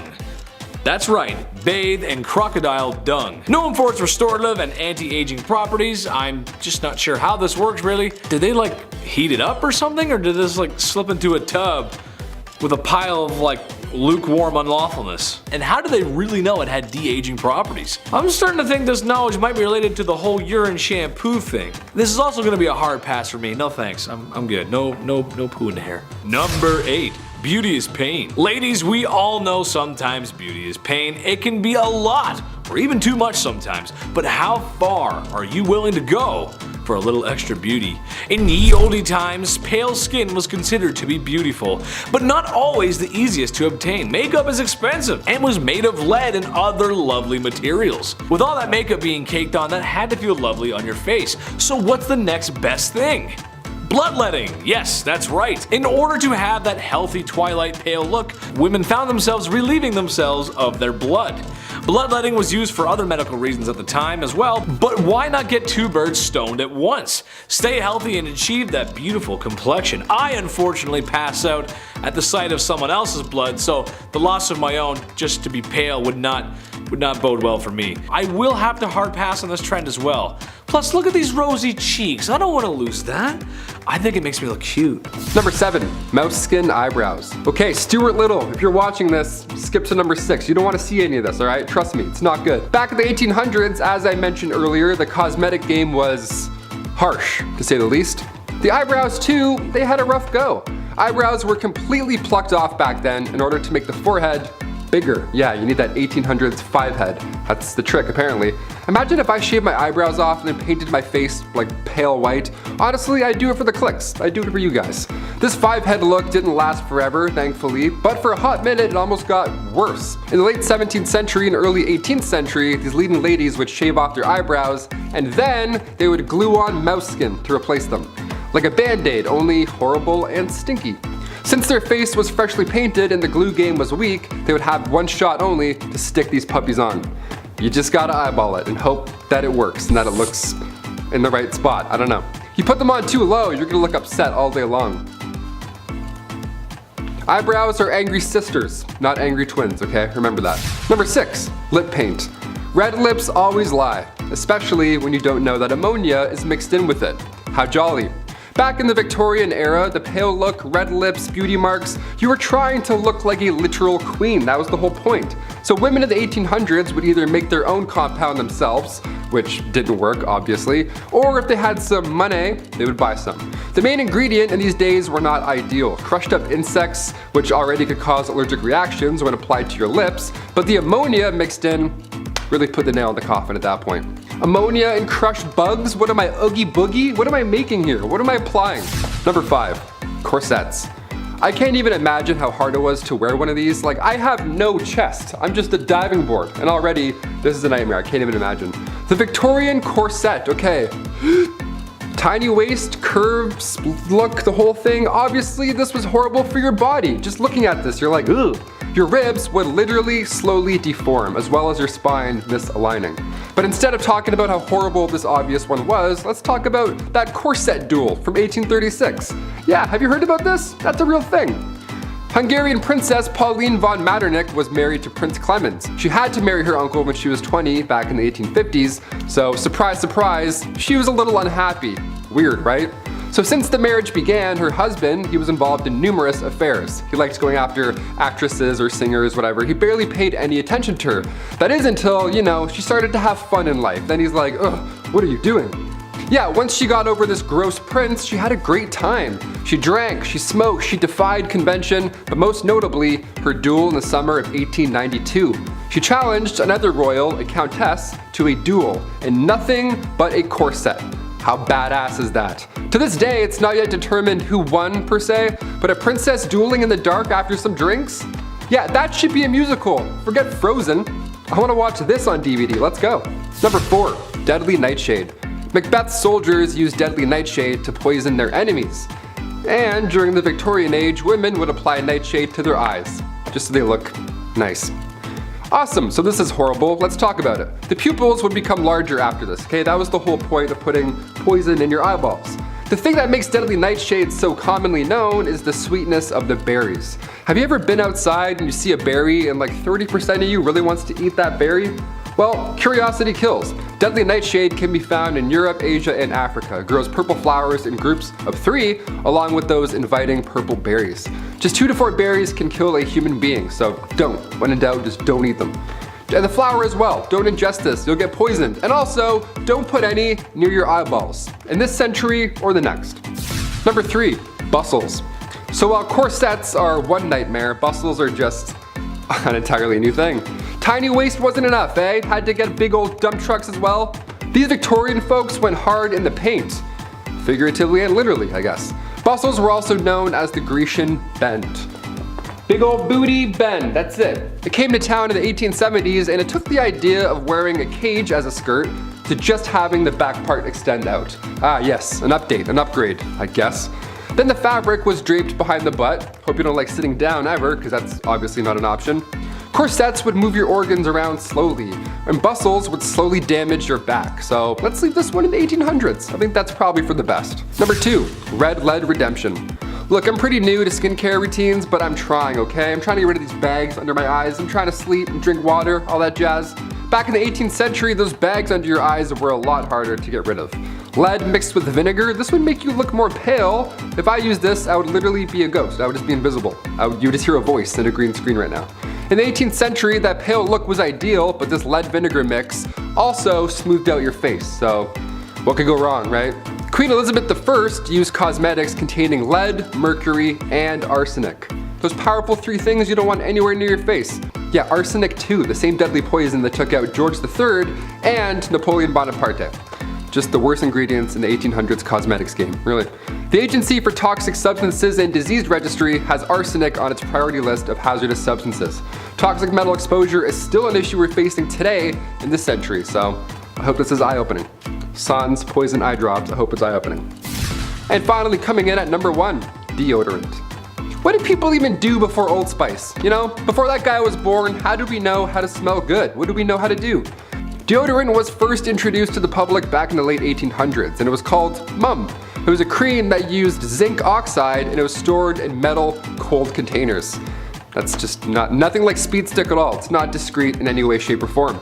It wasn't long until the first antiperspirant came along right after it. It was called Everdry, and it was always damp, ironically, and it would always burn your underarms. It literally would eat through your clothes. I think at that point, I'd rather smell bad. Like, let me have rashes, let my face look horrible, let the bags show. I'd rather do all that than any of this. This is horrible. In 10th place, we have how to cure hair loss. So while technically this is a top 10 list, I might be cheating that a little bit today. When I was doing my research, I came across so many different ways throughout history of attempting to cure hair loss that I knew I just had to share them with y'all. So there was no way I was gonna limit myself. Let's start off with 50 BCE Rome. So Romans who experienced hair loss tended to rub myrrh into their scalps, which sounds simple enough until you learn that other Romans tried a more drastic remedy, which involved burning a donkey's genitals to ash, which was then mixed with the urine of the person losing their hair and applying that mixture to the head. Moving on to Egypt. Donkey hooves, dates, and dog paws would be ground together, mixed with oil, cooked, and rubbed on bald heads as an ancient remedy for hair growth. A medical script known as the Ebers Papyrus offers a different recipe for Egyptian hair loss, mixing fat from a hippopotamus, crocodile, male cat, snake, and ibex, which is then applied to the scalp. If that doesn't work, the follow-up solution is to boil porcupine hair and apply it to the bald areas for 4 days. Finally, in ancient Greece, if women were going bald, they sometimes used a hair mask consisting of a mix of feces, urine, and menstrual scarletness.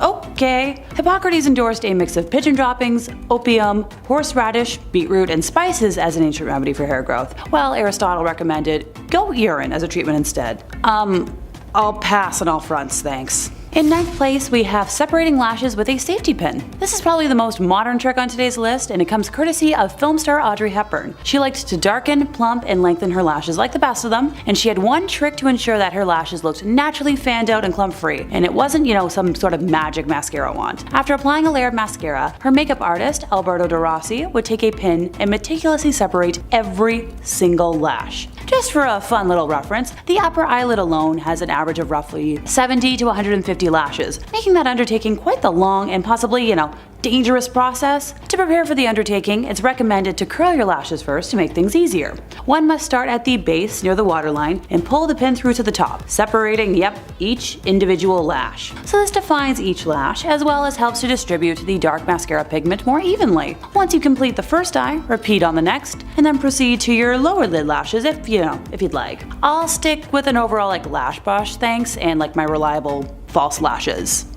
That's good enough for me. As much as it hurts to yank out the occasional lash from lash glue or liquid latex, at least I'm not risking, stabbing my eye.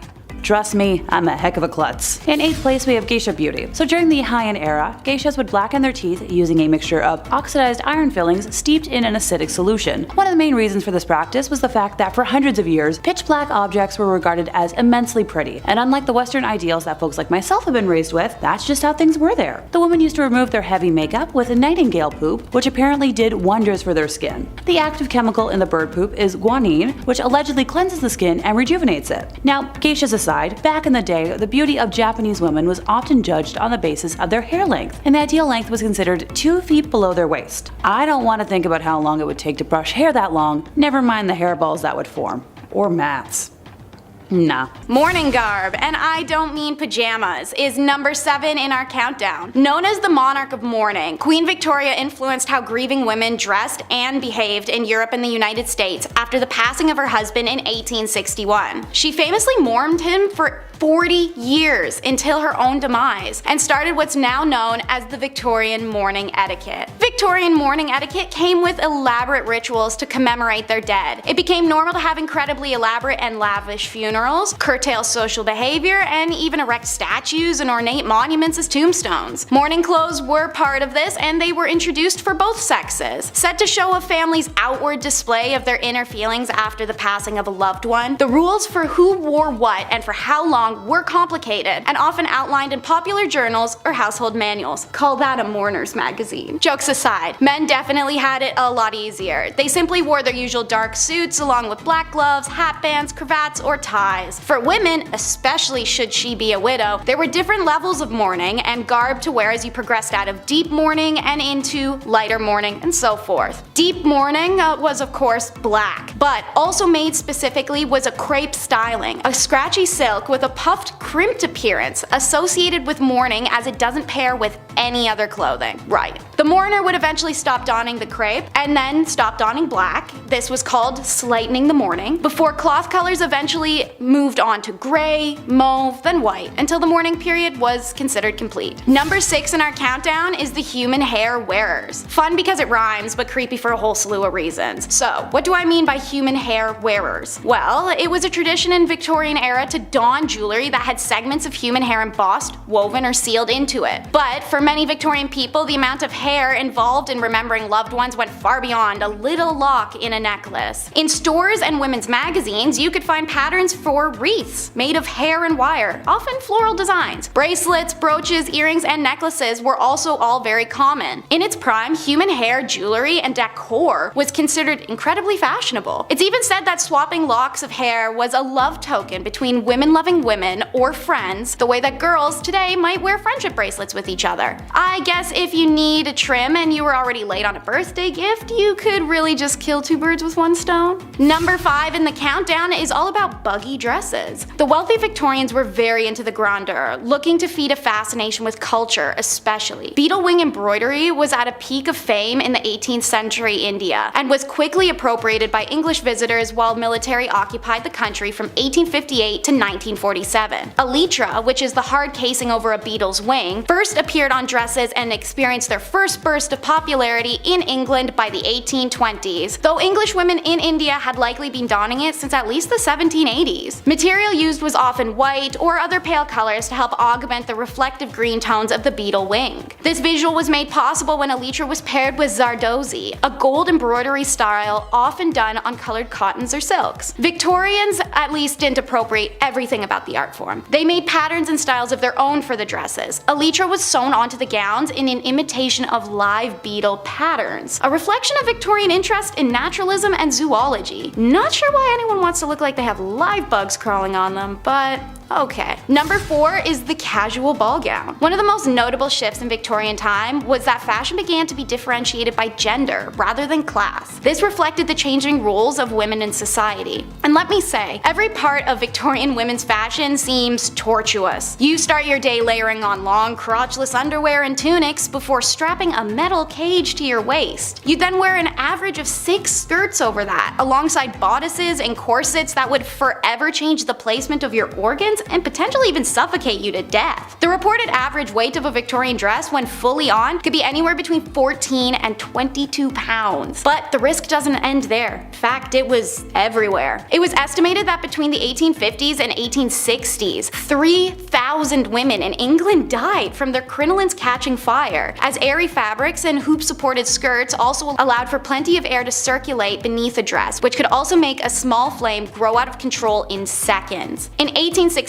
the New York Times reported that 40,000 women worldwide perished from dress-related fires. Another common occurrence was to see them pulled into machinery after walking too close and having some of the skirt catch in exposed parts. Yikes. It's no wonder that the large ball gown crinolines phased out in the late 1800s, but then bustles came in and they were worse in different ways. While more practical as it was slim on the sides and the front, it required women to sacrifice movement and comfort in order to achieve a fashionable shape like the corset did. They began to alter women's spines, ribs, and organs over time as they required women to twist their bodies completely in order to be able to sit down. Overall, while movies and TV may make these beautiful gowns seem whimsical and ethereal, they truly were just death traps. Number 3 in the countdown is bird-brained. I enjoy my puns, but there's a reason for that one. This trend was started by the notorious Marie Antoinette, a rebel in the French courts for her outlandish fashion and accessories. Amongst her pile of powdered curls, Marie was often seen with feathered caps and bonnets. While this look became an envy for women across America and Europe, the trend did struggle to take off initially as much of the aristocracy was perturbed by it. However, a trend is a trend, and eventually the English society was persuaded. They donned mainly ostrich, pheasant, or peacock feathers at first. Eventually entire songbirds were stuffed after their death and adorned these hats. By the late 1800s, the plume trade had decimated several species of birds, including flamingos, birds of paradise, and rosy spoonbirds. Topping the endangered list were the snowy and great egrets, as at one point their pure white feathers were worth more than gold. Promoters of the feather trade knew what they were doing and also knew that the public didn't understand the carnage that their fashion was sieging on these animals. They held that wearing feathers and whole birds brought city dwellers closer to nature, that it improved people's awareness and knowledge of bird species. Thankfully, it's due to the inevitable public awareness and then disapproval that bird hat sales diminished and went out of trend altogether. Number 2 slot in the countdown is Paris green. It seemed Parisian aristocracy had a chokehold on the globe with their trends. It's believed Empress Eugenie was to have worn a dress so stunning at the Paris Opera one evening in 1864 that it was featured in newspapers globally the next day. It was a deep yet vibrant green, one rumored to almost glow in darkness. The green of Paris quickly became the hue of the social elite. So, how was Paris green made, and why was it so dangerous? The color was discovered when chemists combined copper and arsenic poison. The result was a dye brighter than all the other greens available on the market. Copper wasn't what gave this color its iconic nickname, however. Arsenic is a highly hazardous substance that causes skin sores, vomiting, diarrhea, and in some circumstances cancers or death, as we know now. But they didn't. When factory workers' arms and hands began to wilt away from sores and decay that could only be connected to the dye, French and German governments enacted legislation prohibiting the production of arsenic-based pigments. It's the right thing to do. Meanwhile, the British government mainly ignored them, even when Matilda Schrewer famously died of arsenic poisoning with the whites of her eyes stained green from her working in factories. This was deemed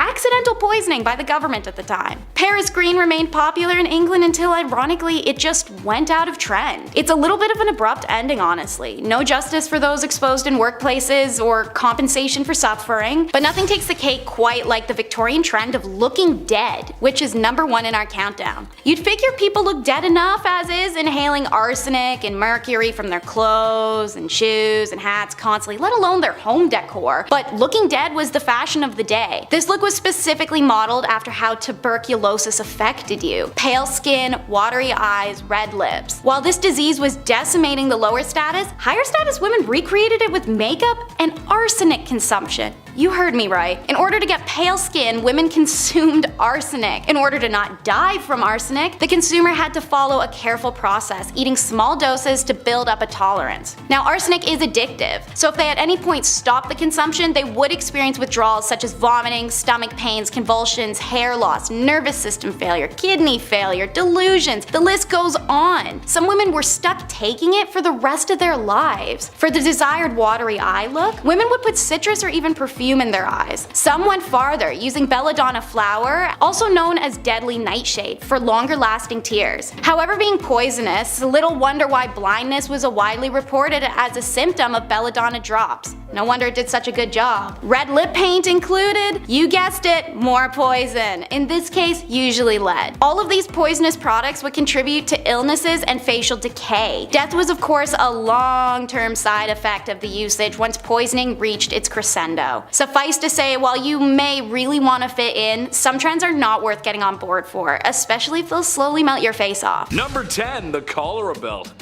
This is just so silly to me.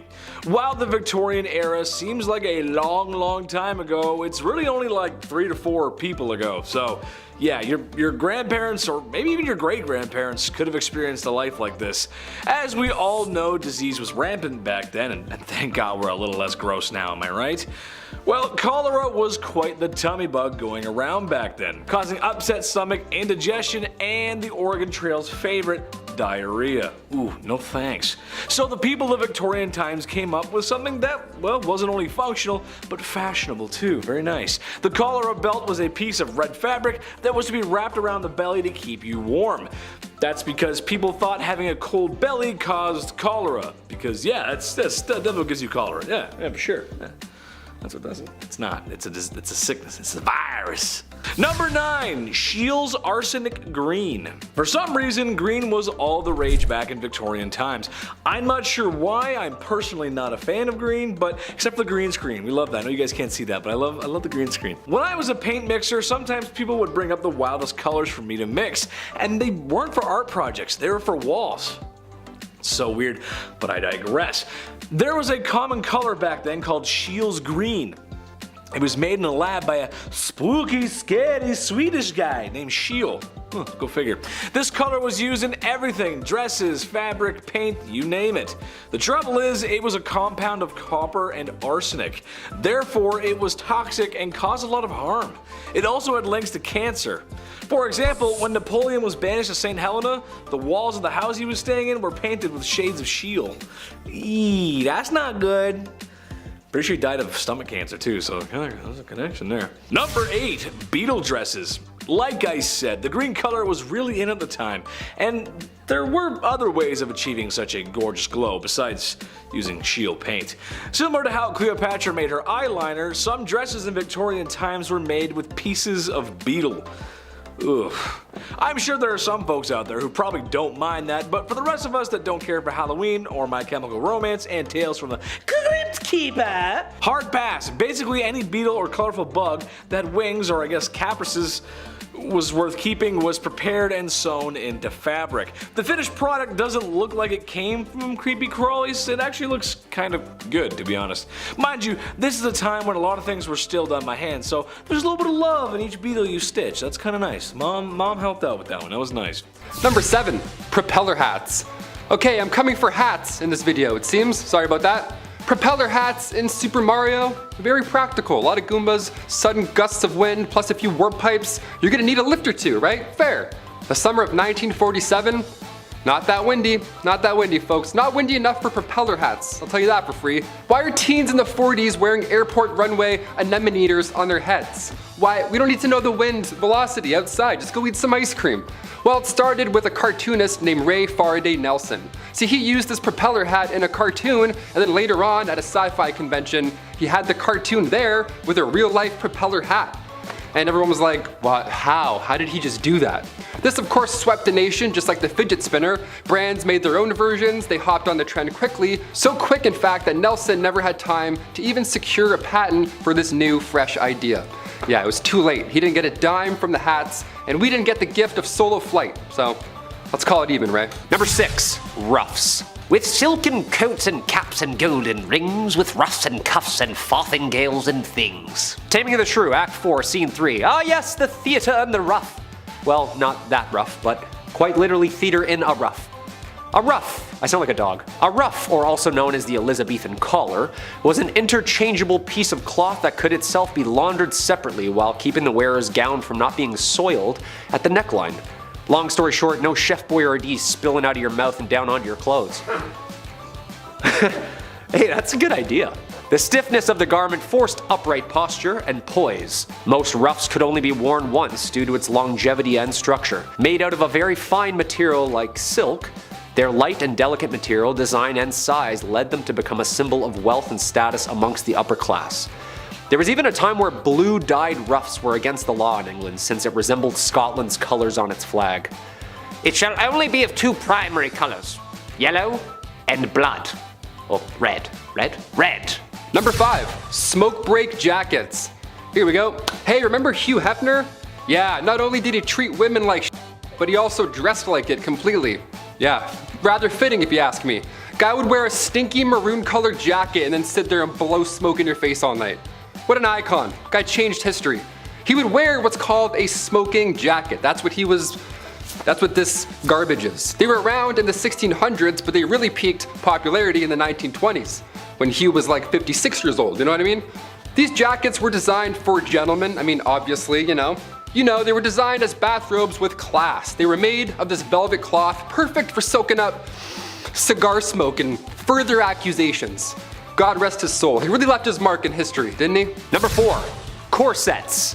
Okay, we know literally everything about these things, but you don't, so listen up. If you have to put your foot in the middle of my back to lace me up, yeah, it's too tight. Or is it? A stiff and rigid piece of clothing that I could definitely use for my posture. The corset, first invented in Italy, then France, then England, the rigid posture and protective garment around the kidneys, ribs, and vital organs under a knight's armor were adopted for style, class, and shape.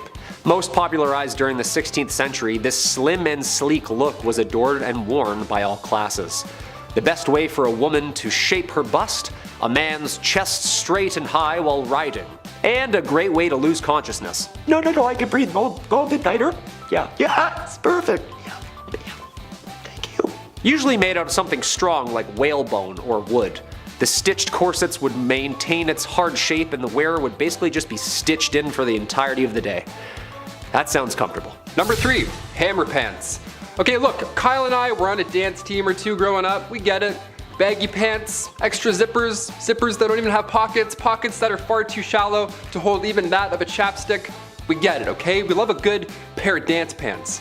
The hammer pants from the 90s, I don't think that was it. We should have heeded MC Hammer's warning and not touched it, you know what I mean? The man turned 60 this year, so we have to now look back on the truth. From him, MC Hammer himself has made it very clear. He says, quote, "Don't call them parachute pants. I detest the term." End quote.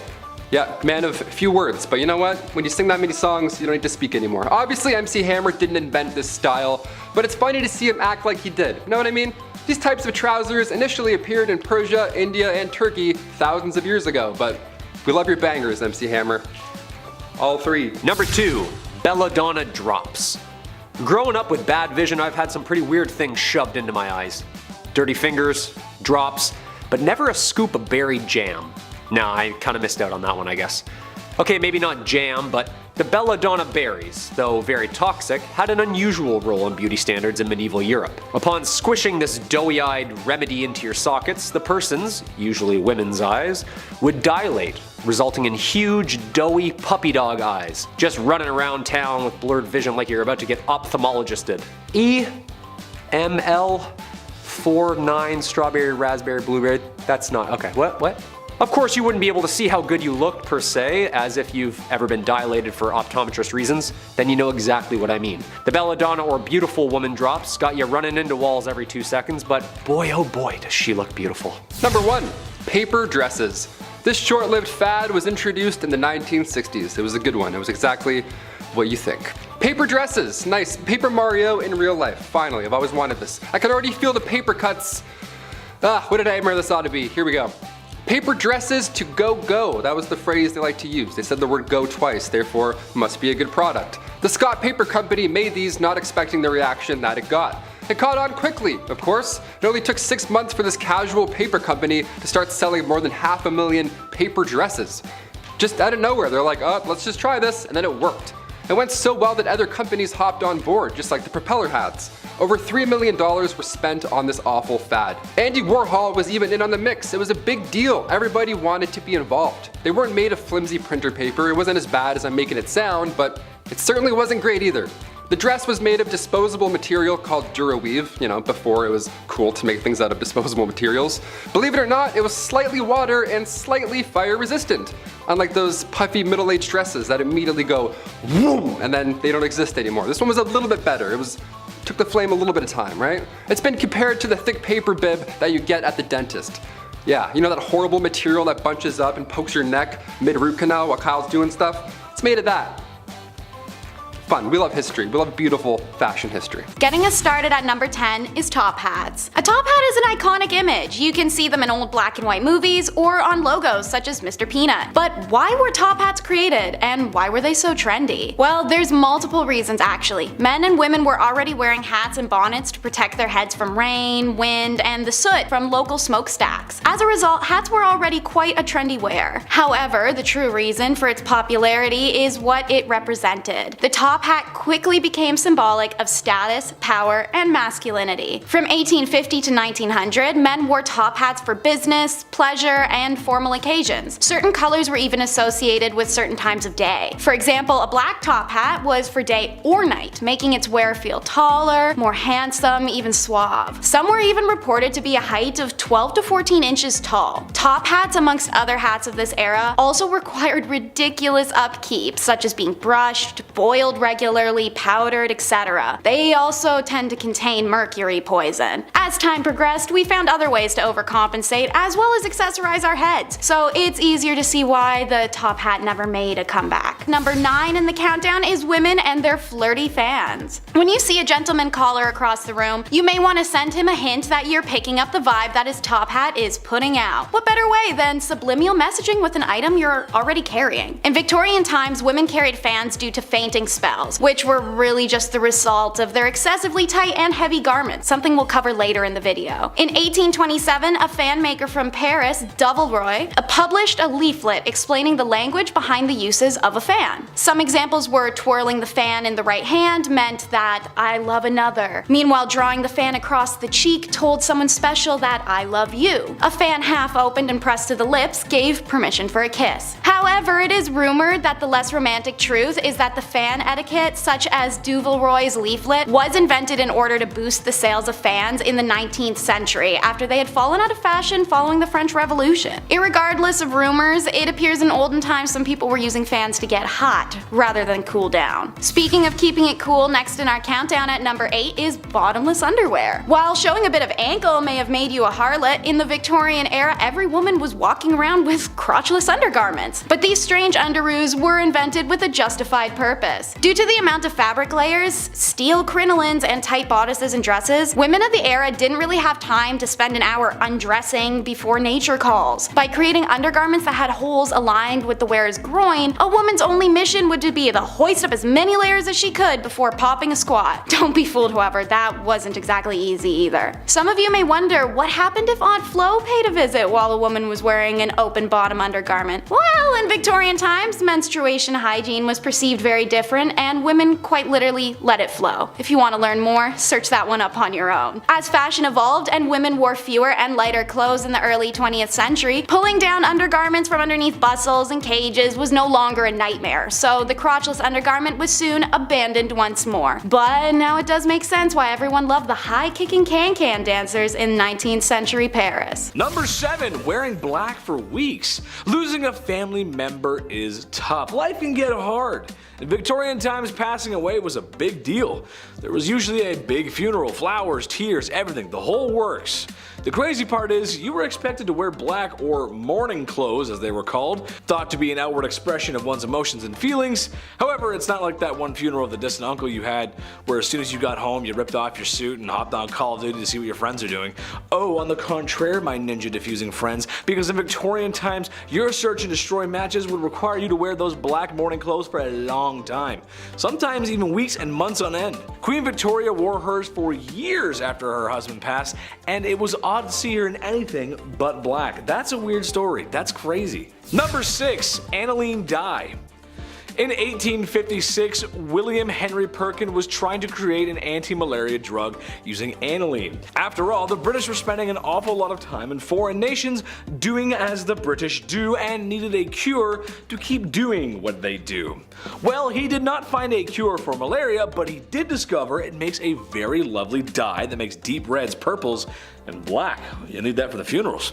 Naturally, this picked up a lot of steam and began to be used in everything from socks to shoe polish. Yeah, I know, right? Trouble is, once people got enough exposure to the clothing with aniline dye, their skin would go red, itchy, inflamed, and was known for causing really bad headaches. That's because it would absorb to their skin and poison their blood. That sounds pretty actually, I don't want that. Number 5, zinc chlorine coats. This one's bad, man, but it was stopped before it became a trend, thank God. Picture this, it's Victorian London and you're but a humble city servant. Your job is to clean the streets. One night it begins to rain, as it is known to do in England.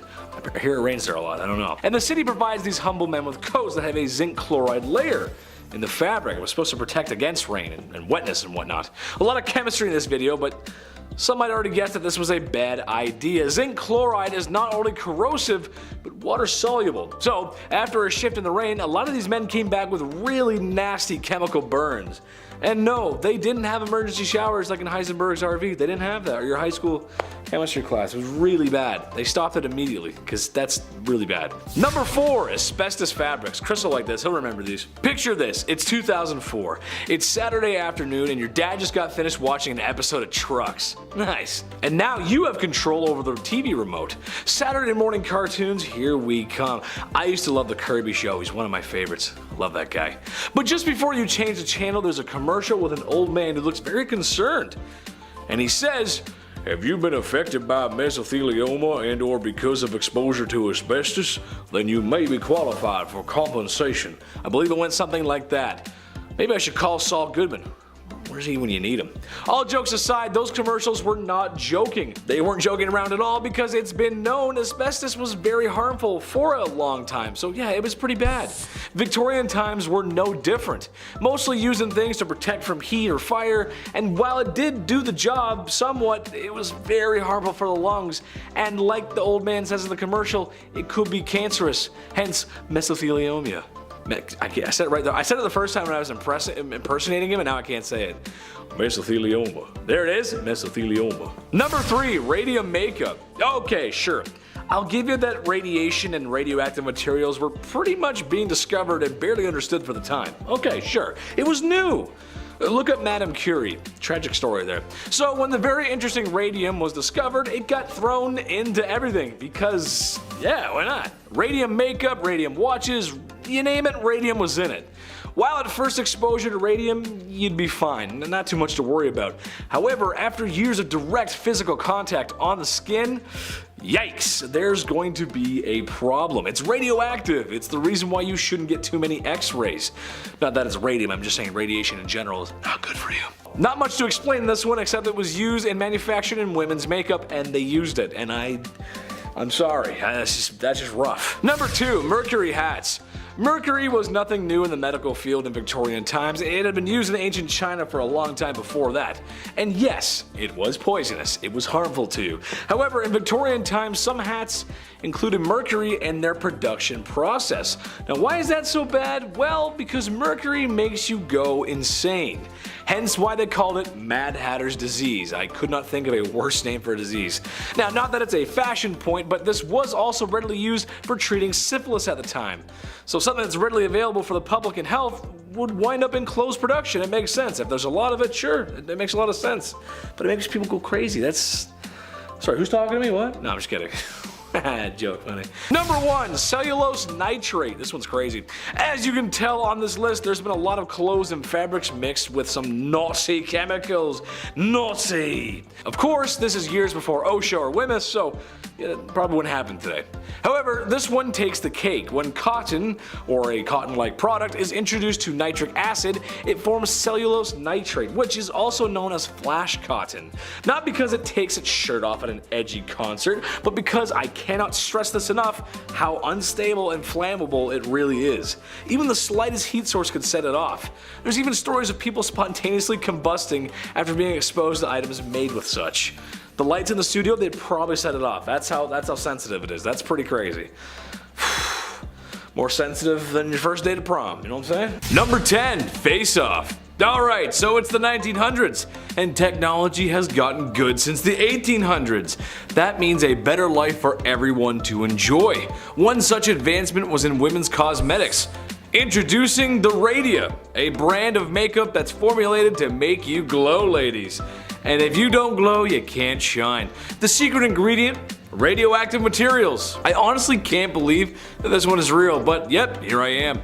Yes, their makeup products contain concentrations of radioactive material to give you the facial boost that you need, tighten the skin, get rid of wrinkles, and literally make you glow. I'm not a doctor, and you probably aren't one either, but I don't think I have to tell you that applying nuclear material to your face every day before work is not a great idea. In fact, it might be a speedrunning strategy to see how fast you can end up in a hospital for radioactive sickness. I read a report from the chief, who's a nuclear scientist, and he said that's not it. Number 9, nail biter. There's a short amount of time on the clock. The scores are tied and your favorite team's player steps up to the pitch, plate, or wherever they need to be. Beer sweats begin to drip down your face onto a jersey that should have been thrown out 2 playoffs ago. The nachos and chicken wings that were once plentiful on your coffee table now lay barren with emptiness. This is what most sports fans would call a nail biter.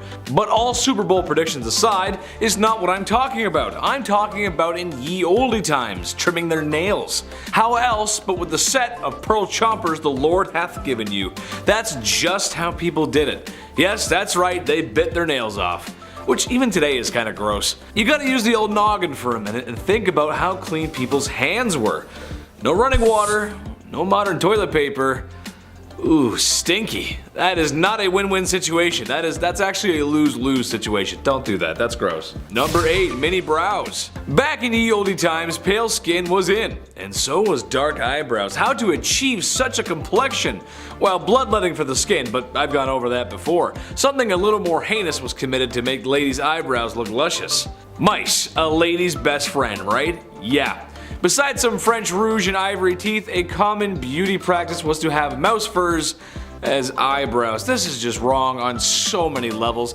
Mice are just gross as it is on a regular basis without them being on your face. But my question is, was there like a mouse hunter, or like, was there a mouse farm? Or was the buddy just scooping up mice out of the gutters and skinning them, and then, here you go, your highness, here's some fresh mice skins.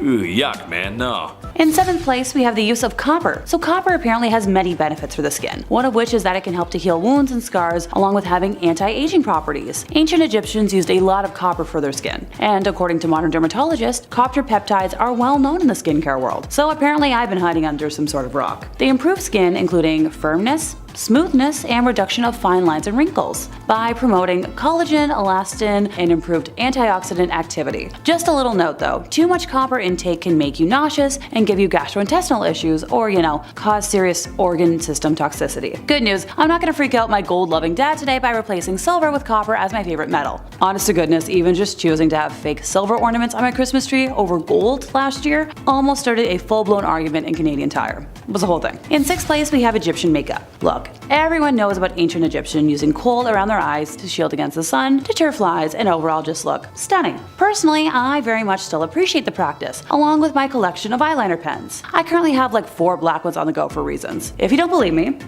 here are the 2 I have on me that I used to touch up this makeup with before I started talking today. But what you might not have known was that crocodile dung mixed with donkey's milk was used by Cleopatra as a face mask. She also famously bathed in milk with rose petals for hours, which honestly, goals. Cheeks were blushed up using a mixture of clay and crushed beetles, which was something also done later on by Queen Elizabeth I to get her memorable red lips. One of the most popular cosmetic ingredients in ancient Greece was olive oil. According to legend, a Greek cook named Calamus invented soap by mixing olive oil with wood ash from Mount Sapo so it could be used for cleaning utensils at sacrifices. However, when he washed his hands with this mixture, his skin became soft and smooth. It was clear that olive oil had cleansing and beautifying properties. So you're telling me that my big fat Greek wedding lied to me about Greeks using Windex for everything? Curse you, Hollywood. In 5th place, we have a dimple machine. In the 1930s, dimples were considered to be one of the most beautiful accessories any gal could have, leading to Isabel Gilbert inventing the dimple machine in 1936, which promised to give you dimples. This contraption, also referred to as the dimpler, consisted of a chin strap that held two soft rubber dimple indenters in place, one on each cheek. The strap had a coil that created pressure and was described as very uncomfortable, and the dimples left your face within a few hours anyways. Jeepers, I guess a lot of folks really wanted to look like Shirley Temple, which is fair. She was pretty adorable. I feel like nowadays, thanks to the interwebs, we have a lot more folks that we can decide that we want to look like. Personally, I'm a mix of wanting to look like my celebrity crush and a Bratz doll, or a Barbie, depending on the day. In fourth place, we have hair secrets. Alrighty, let's spin the wheel to see where we're starting with this one.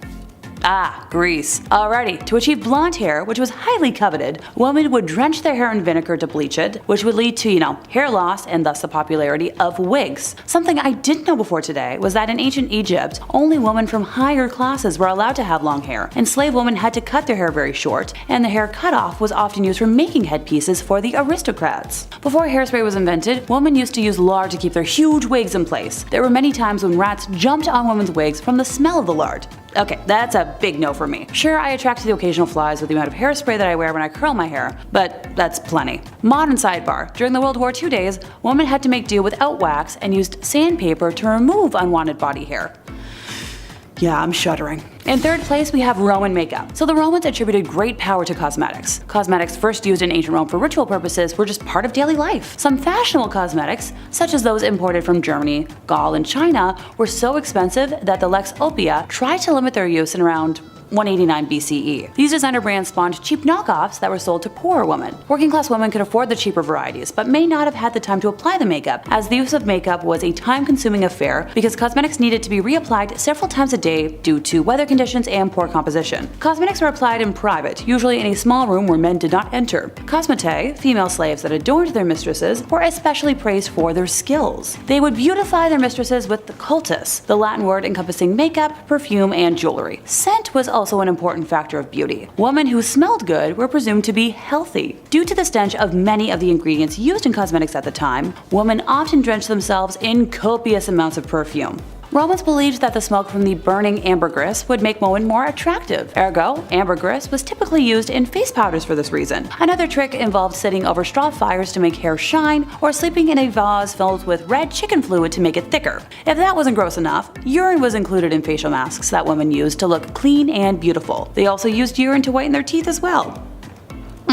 Hard pass. In second place, we have the uses of baths. Nowadays, I know I personally love a good bath to relax, aching muscles or just decompress. But history wasn't always that way. Vapor baths have been described as similar to a modern-day sauna, with unknown vapors that claim to cure all kinds of ailments. Sadly, the Victorian era bath ended up burning more people than actually curing them. Next up, we have the crocodile feces bath. The Greeks and Romans apparently found the best way to fight wrinkles and lines was by collecting the feces of the crocodile and having a bath in it. Apparently, it reduced aging to quite an extent. I'll stick with my Epsom salts and Lush bath bombs. Thanks! In first place, we have methods of obtaining pale skin. I'm very grateful that my snow white complexion is quite natural, thanks to my German-Irish mutt heritage, but for those who wanted it, here are some ways not to do it. Going back to using olive oil for everything, apparently if you combine it with white lead, it can be used to lighten the skin tone. Although this made people's faces visibly lighter, the women who did this were also subjected to death by slow lead poisoning, which was, absorbed into their skin. Lead used to be used for a lot of makeup, and while it was efficient, it was also pretty dang deadly. Speaking of deadly, around the 6th century, aristocratic women, in a haste to develop that pale, death-like pallor, which was very famous in those times, used to drain their bodies of all their red fluid,